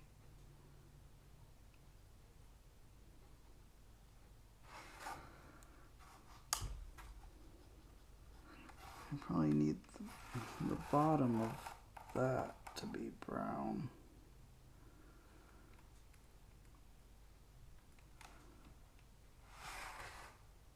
Alright, that tires are different colors. It's fine. It's fine. Okay, we have to put it on its side to dry properly. Okay, that's fine. I think at this point we will dry brush it after it dries. So let's take a little break and talk about other things. Let's see. Over there, that's my paint rack. I got that Marvel Crisis Protocol. I got Daredevil now with Bullseye. Oh man, I gotta catch up on the new Daredevil show. I watched up to maybe... It was when the Punisher first shows up. Yeah. Gotta finish that. Because I know the finale happened already. I wonder if Bullseye comes back. Because he gets wrecked in the first episode. Here's more of what I've been working on. This is a World War II ship. The Northampton. If I could compare this to... There's like a submarine I'm working on, so you can see the difference in size.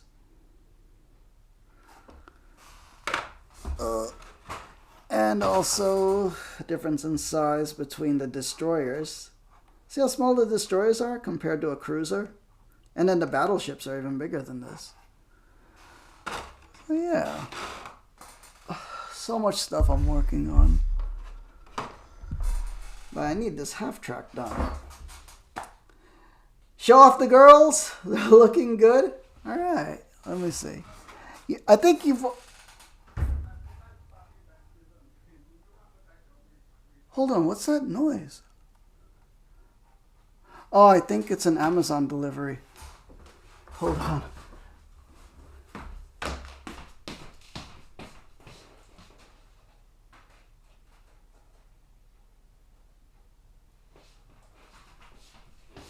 Oh yeah, it's an Amazon delivery. I ordered some Diet Coke, and the guy just slammed it onto the porch. Because I was like, what's that big thump noise? I hope the cans didn't pop. Alright. After the guy leaves, I'm going to have to bring that box in. Looking so good? Okay, let me get the... These are Fubukis and Kageros for the IJN. Yeah. It's just, you know, speed paints and dry brushing. Where's my Fletchers? Fletchers and Clemsons. And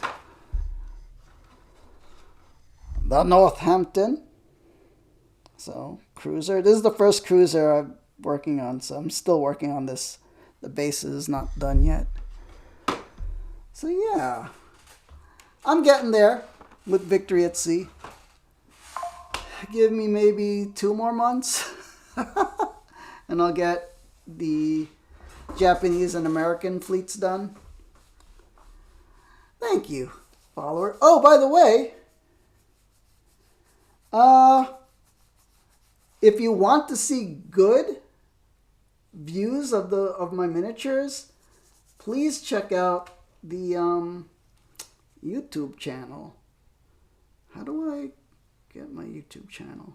Put it in the thing. Oops. That's not it. Or, wait. The Instagram. But the YouTube channel, I have a rotating YouTube shorts of my miniatures.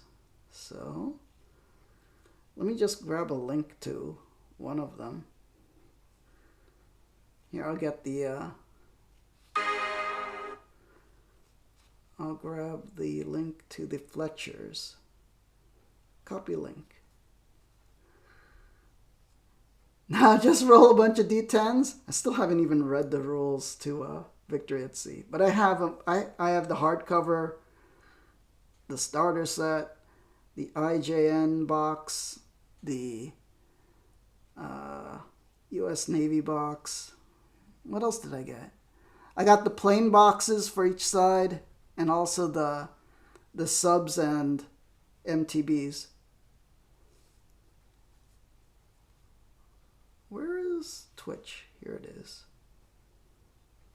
Where is my channel? There it is. There it is. Oh, that's me talking. Okay, that link should bring you to the YouTube short. And then if you'd like to follow the YouTube channel, you could follow it from there. And then that will show my progress of, you know, of all the ships. I'll post up a new short every time I finish them. Alright, what else are we doing? That's about it. I mean, I could show you the unpainted stuff. Where's the here? How do I show this off? I'd have to lift the thing. I'll lift the tripod. So this is what I've got going for the Northampton cruisers, MTBs, and subs. So the American ones are there. The Japanese subs and MTBs are over there. MTBs? Right? Motor torpedo boats? I think that's what it is. Yeah. So we're getting there. We're getting there. Battleships I'll do last. Because I'd like, hopefully, do a good job after learning. Making my mistakes with the destroyers and the cruisers first. Yeah. And then I gotta get the tripod in the right place. Okay. I think the paint should be sufficiently dry right now. No, it's not. It's not. That wheel is still wet. But it's fine. This is what we got so far. The driver, I will fix that in post. It's a little sloppy. Oh, fudge. What did I do there? That's fine. That's fine. That'll buff out. Well, yeah. You know, I tried to tint a few things to make it stand out. But, you know, I think for the most part, speed paints, if you take your time, works really well. But we're not finished yet. Oh, fudge. I didn't get that cushion over there. Let me go get that.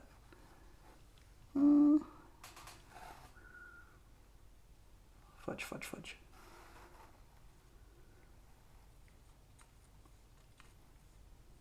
Oh, why is it not? Should have got the smaller brush.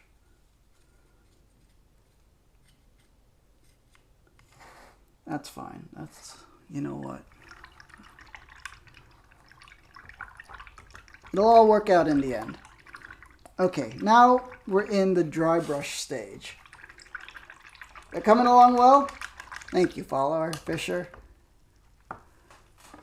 Okay. You know, it's historicals. We're not meant to do fast. You know, it's an old man's game. It's the journey, not the destination. All right, so here's what we're going to do.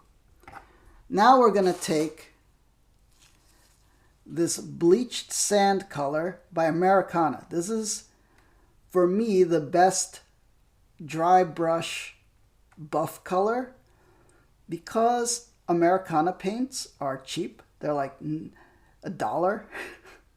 They're not very well pigmented, so they're transparent, really, in effect, if you dry brush them.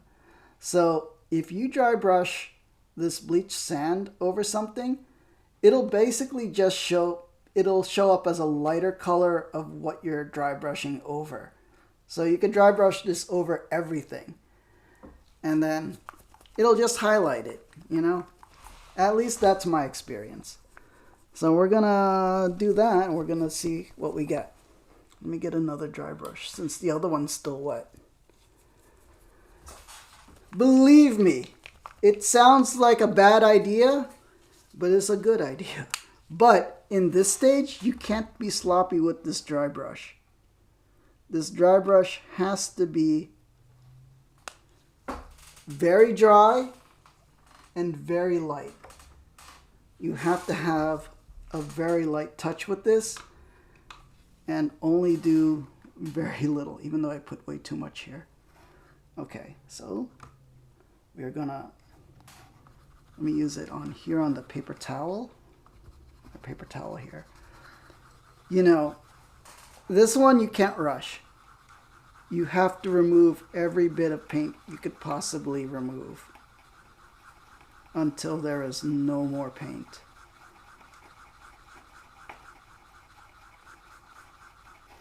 Because this is a finishing stage. Okay. Here it is. We're going to test it on the bottom. Okay. No. Needs to be drier than that. Okay. See?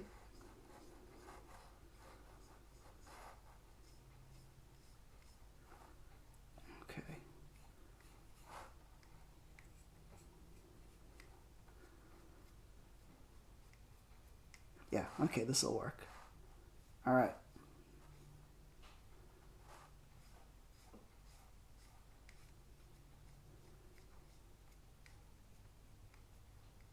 Yeah. See, and then basically all the mistakes we've made, will be dry brushed. It'll, believe me, sounds like a bad idea, but it'll work. It'll work. Just trust me. And you want the lightest hand possible.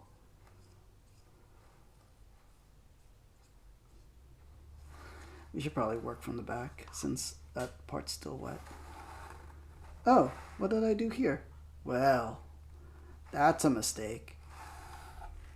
All right, that might not dry brush out, but we'll try. We'll try.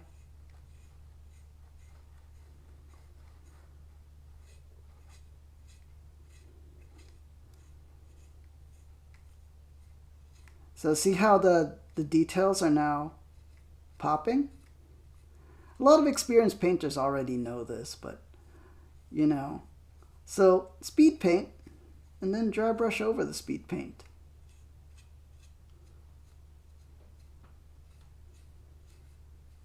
It'll all work out in the end. It doesn't even matter. Okay.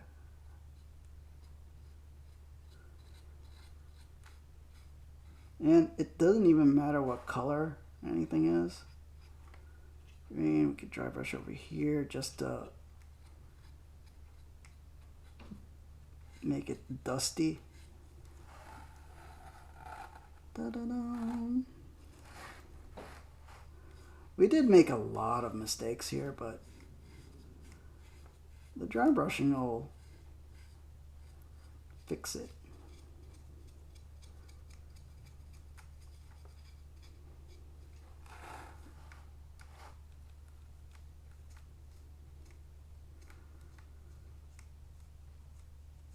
And then even if it doesn't completely fix it, see like that? We're fixing it. Look at that. See, hardly even knew there was a mistake there. Right? And then this camo netting. Everything just kind of dry brushes out.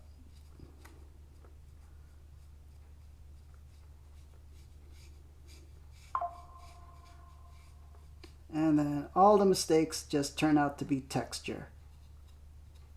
Right? See? It's all just texture.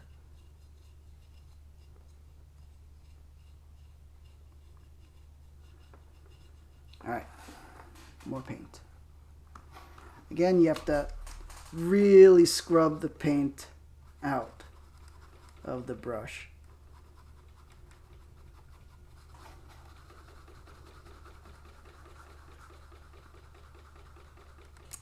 Cam something, sir.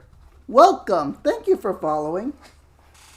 And a big peacekeeper salute to you. Peace angels in the chat. May the angels protect and guide you. Okay, so we're dry brushing. Let's start at the bottom again, since we reloaded with more paint. Let's see if we could dry brush the tracks. You want to be very light with the dry brush. See how we made a mistake there? But dry brushing will make it like it never happened. All this just becomes texture and gradation. The wheels, texture and gradation. I need to wipe more. You don't want a lot of paint on the brush. See? You want to catch these edges so that they highlight up. Oh, fudge. That's fine. That's fine. Too much paint on the brush. Okay, let's see if we could correct this mistake here with dry brushing. Let's get that ammo. You know, if we were doing camouflage, that would just be perfectly fine.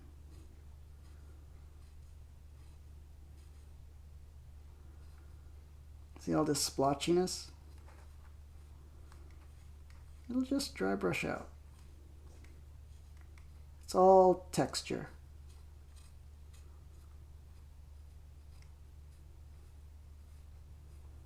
See?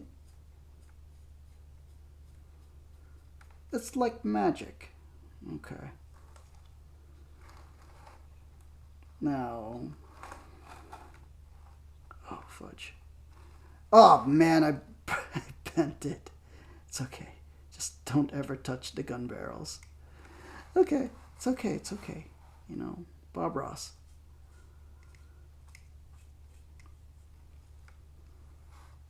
Let's dry brush these.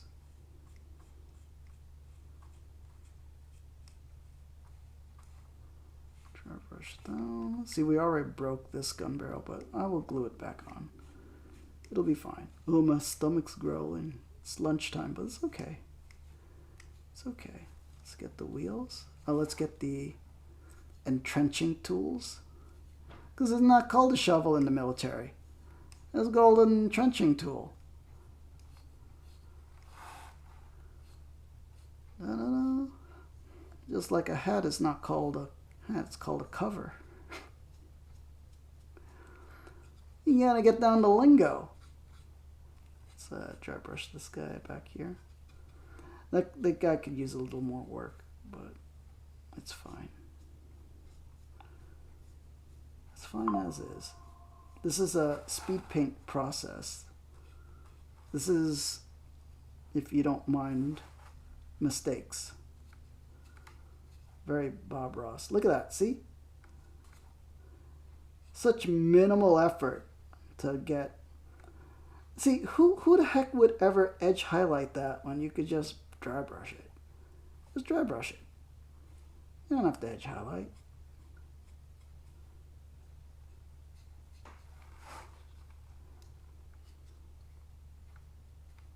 Dry brushing fixes everything. All the mistakes we made, dry brush.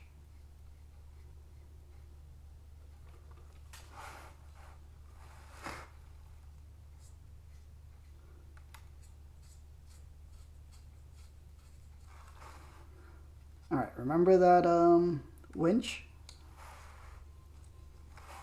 That'll work great on there. It's a little bright, but see, look. Dry brush.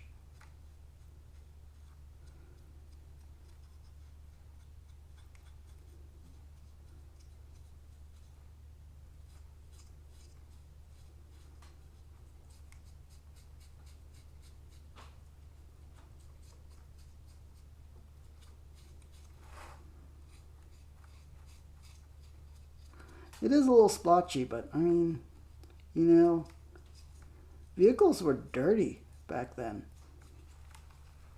They didn't wash these things. Okay, more paint, more. So, to dry brush, use a makeup brush.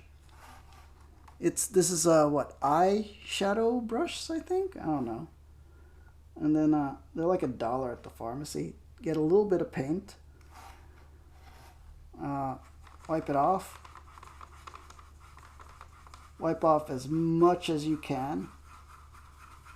And then when you think you wiped off everything, wipe off more till barely anything shows.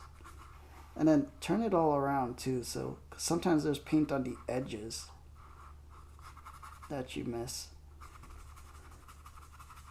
Okay. And then test it out where it doesn't matter.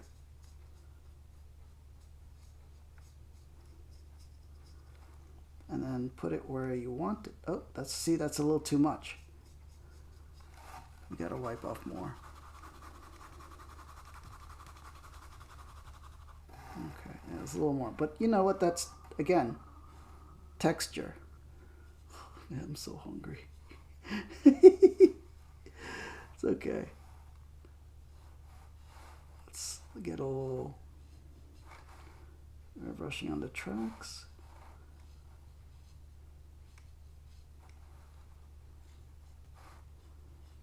See? No one wants to edge highlight. Just dry brush.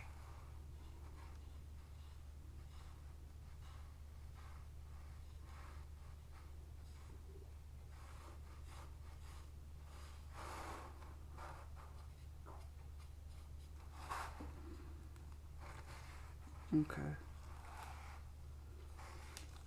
This side needs more texture. Sometimes you could stipple too to get a certain kind of texture.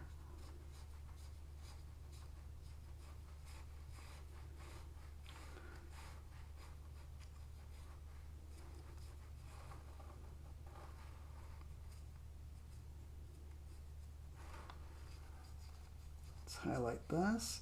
There you go. See, look at that. That netting. Let's get the hubcap.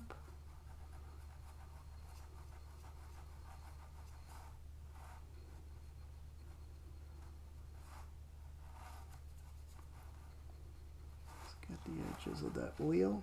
We didn't get the hub. You know what? No one will see that.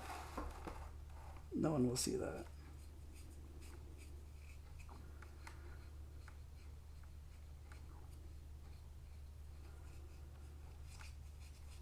See? Netting is great. That's a little scratchy, but you know what? It's dirt. It's dirt.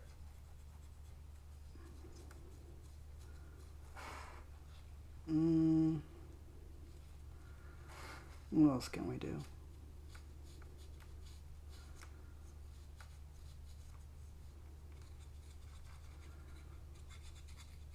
Let's go. Oh, I forgot. We didn't do the interior. Okay, let's attempt the interior. Let's get more paint.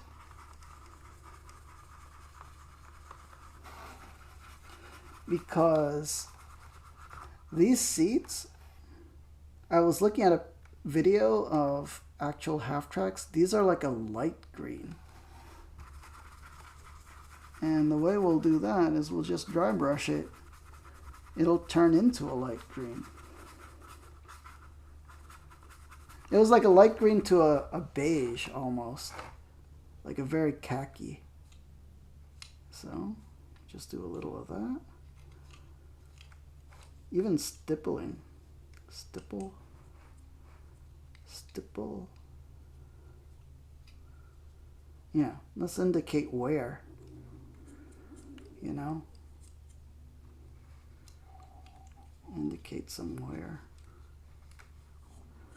Oh man, my stomach making all growly noises. That's fine. Let's get a little here.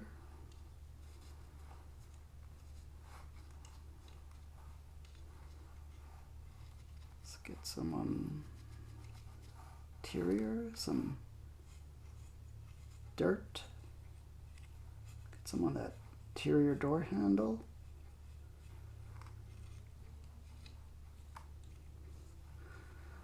Some on our driver. That box over there. See?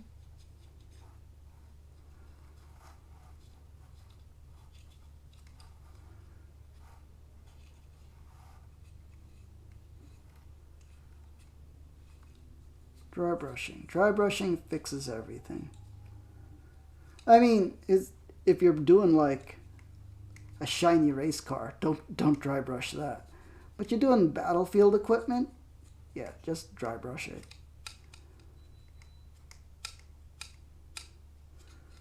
We'll tie everything together. See, he's got a muddy helmet. Just stipple that. Because, you know, stuff's exploding everywhere and dirt's flying all over the place.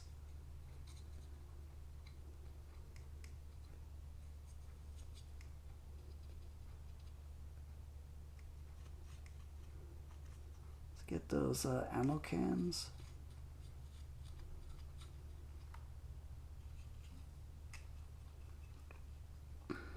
Hello, Commissar. I think that's Commissar. Greetings from Russia, Dagestan. Very cool. Oh, you should see my my Russian tanks that I have painted up. It's on my YouTube channel.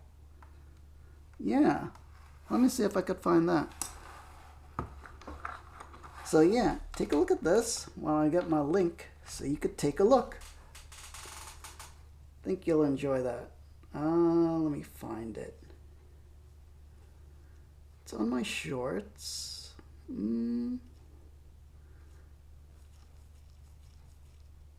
See if I could find one. But how are you doing? Do you build and paint model kits? Do you have a favorite one you've built and painted? Oh, thank you for using my emote. And a big peacekeeper salute to you. Peace angels in the chat. May the angels protect and guide you. Let's see. Public. I wish there was an easy way to go through my shorts because I think I have like over 100 shorts. Oh man. Yeah. Yeah. Feel free to talk about model kits, nerd things, sci-fi, whatever you like. You know, we're here. We're like a chatting channel, and then sometimes painting, sometimes playing games, but it's mostly about getting to know friends and all. Oh, here. Let me lower the volume. Sure. You probably know what song that is. Here. Okay. Here's some Russian tanks I painted up. And they're on my YouTube channel. Please follow if you'd like. There's more on there. I think I've got some BMPs. I think those are T80s, and then I think I have T62s. Not a whole lot, but you know, not a whole lot. We're covering different genres and stuff. All right, let's get to the Halftrack. Okay, what do you guys think? It's a little sloppy, but I think we're getting there. You know, it's a little. Oh, you got let's see. Turn on the music. Oh man, yeah, the music's cool. Classic song. It's okay. Yeah, you got you got auto modded there, but that's okay. I could read what it says. Man, I think it's looking okay. Right? Pretty decent Halftrack. You know, for what is it, like 2 hours, almost 3 hours work painting it. I gotta glue that gun. I think the guns for what I did was very simple and it turned out well. Yeah. Looks good to you, Potato? Thank you. I think it just needs a little fixing here and a little fixing over there.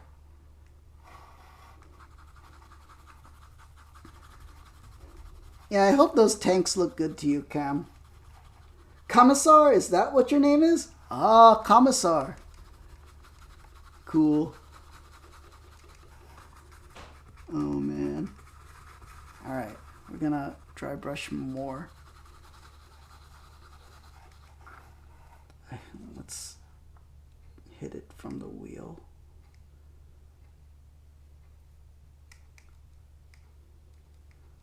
Okay. Oh, see, that's a mess. That's why you have to really scrub the paint off of the brush to make sure it's fully dry. See that little brush mark there, but that's fine, you know. Please put on the music. Nah, I can't put music on here because of copyright. And also I can't put music from the iPad. Let's get a little like that. You know, the scratchiness is okay, but remove more paint. Yeah, I know it's too quiet, right, to have songs. Oh, I can't read that. I do not know what you wrote. Oh, man. I'm sorry I don't speak or read Cyrillic. Is that what Russian language is? There we go. So we dry brush these.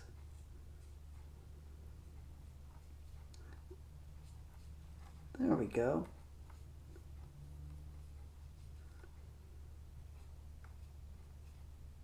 Look at that. See? Dry brushing makes it look like you're doing more work than you actually are.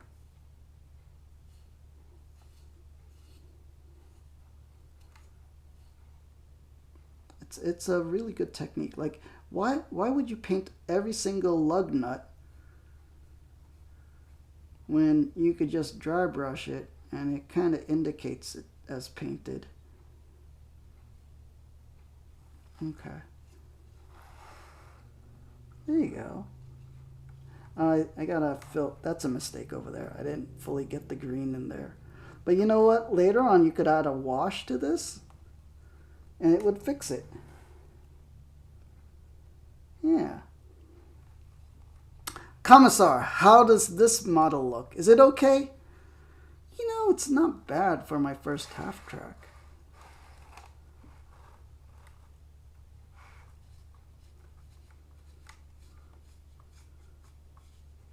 Oh, you know what? That's texture.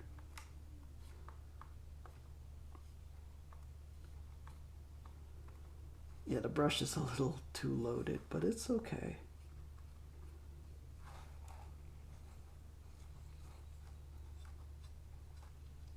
Oh, we need more in the front. Because you would figure the front would be the dirtiest part, right? So, let's... Oh, man. Really?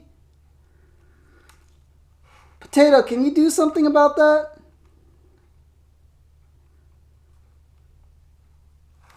Yeah, I'm sorry.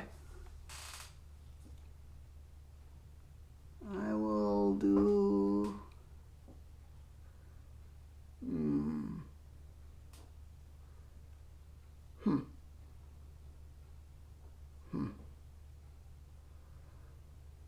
All right, man.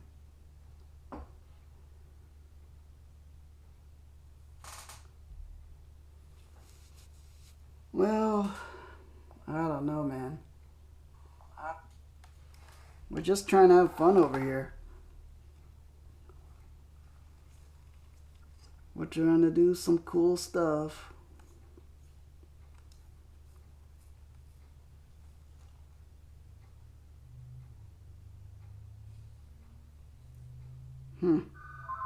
That's a bummer.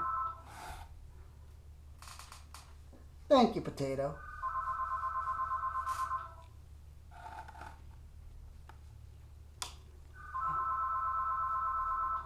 Unfortunate.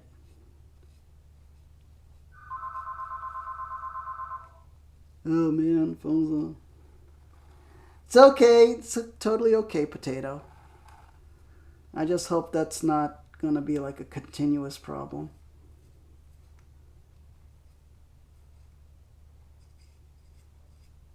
In fact, let me check up on my YouTube channel. Man, next time I gotta not be so eager for that. Da-da-da.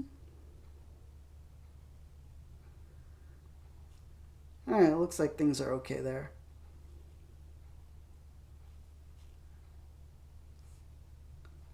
Unfortunate.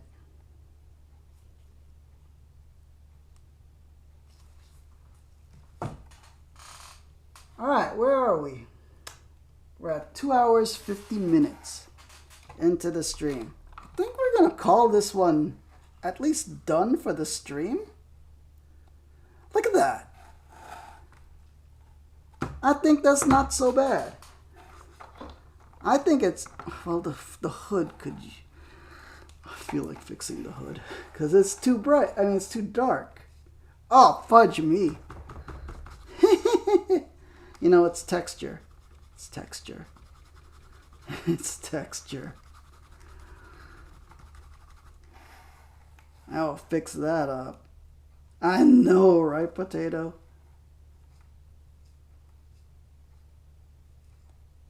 It's okay.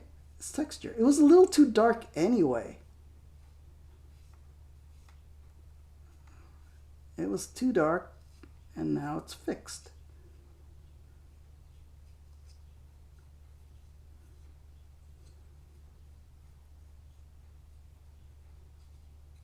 There we go. Man.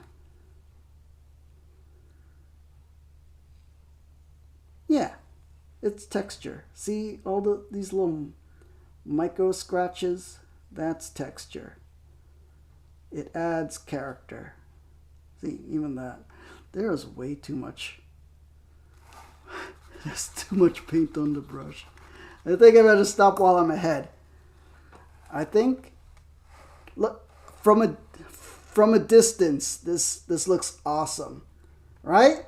From a when you get close up, you go, oh, that looks messed up as heck. But from a distance, look at that. Oh man, decals. Did mine come with decals? This is from the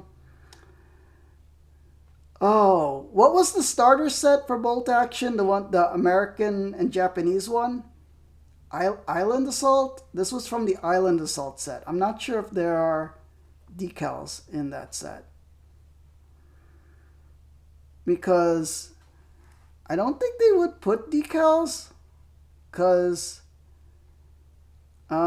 it wasn't the Normandy invasion, and then they phased out markings after a while because the enemy would use them as targets. You think there should be a small waterslide decal sheet in the box? I'll have to take a look. Yeah. I think it looks better from this side. See, and the gradation where we started with the white dry brush for slap chop, you can notice it does a lot to add character to the model. So I have proven you can slap chop a vehicle, a World War II vehicle. It's, you know, it doesn't just work on fantasy monsters. You could actually make good use of the speed paint slap chop method on a World War II vehicle. You didn't think about the Pacific Front? Yeah, I think Pacific Front, they barely used markings. Because I think the aerial, the big star with the circle is that the aerial identification markings so that planes wouldn't attack them. I think they were only used during the D-Day landings. And then they were painted over because they made really good targets for the enemy. Yeah. Oh, man. All right. This probably is the thumbnail. We'll see. I might take better photos of it afterwards. But, you know, this could use a bunch of touch-ups. I could see all the mistakes. But I think it looks fine as is. This is you could play this right on the table right now for the game. And it would be just fine. Yeah. All right, everyone. I think we're going to call the stream here. It's a good 3-hour stream. Usually my streams are 3 hours. Yeah. All right.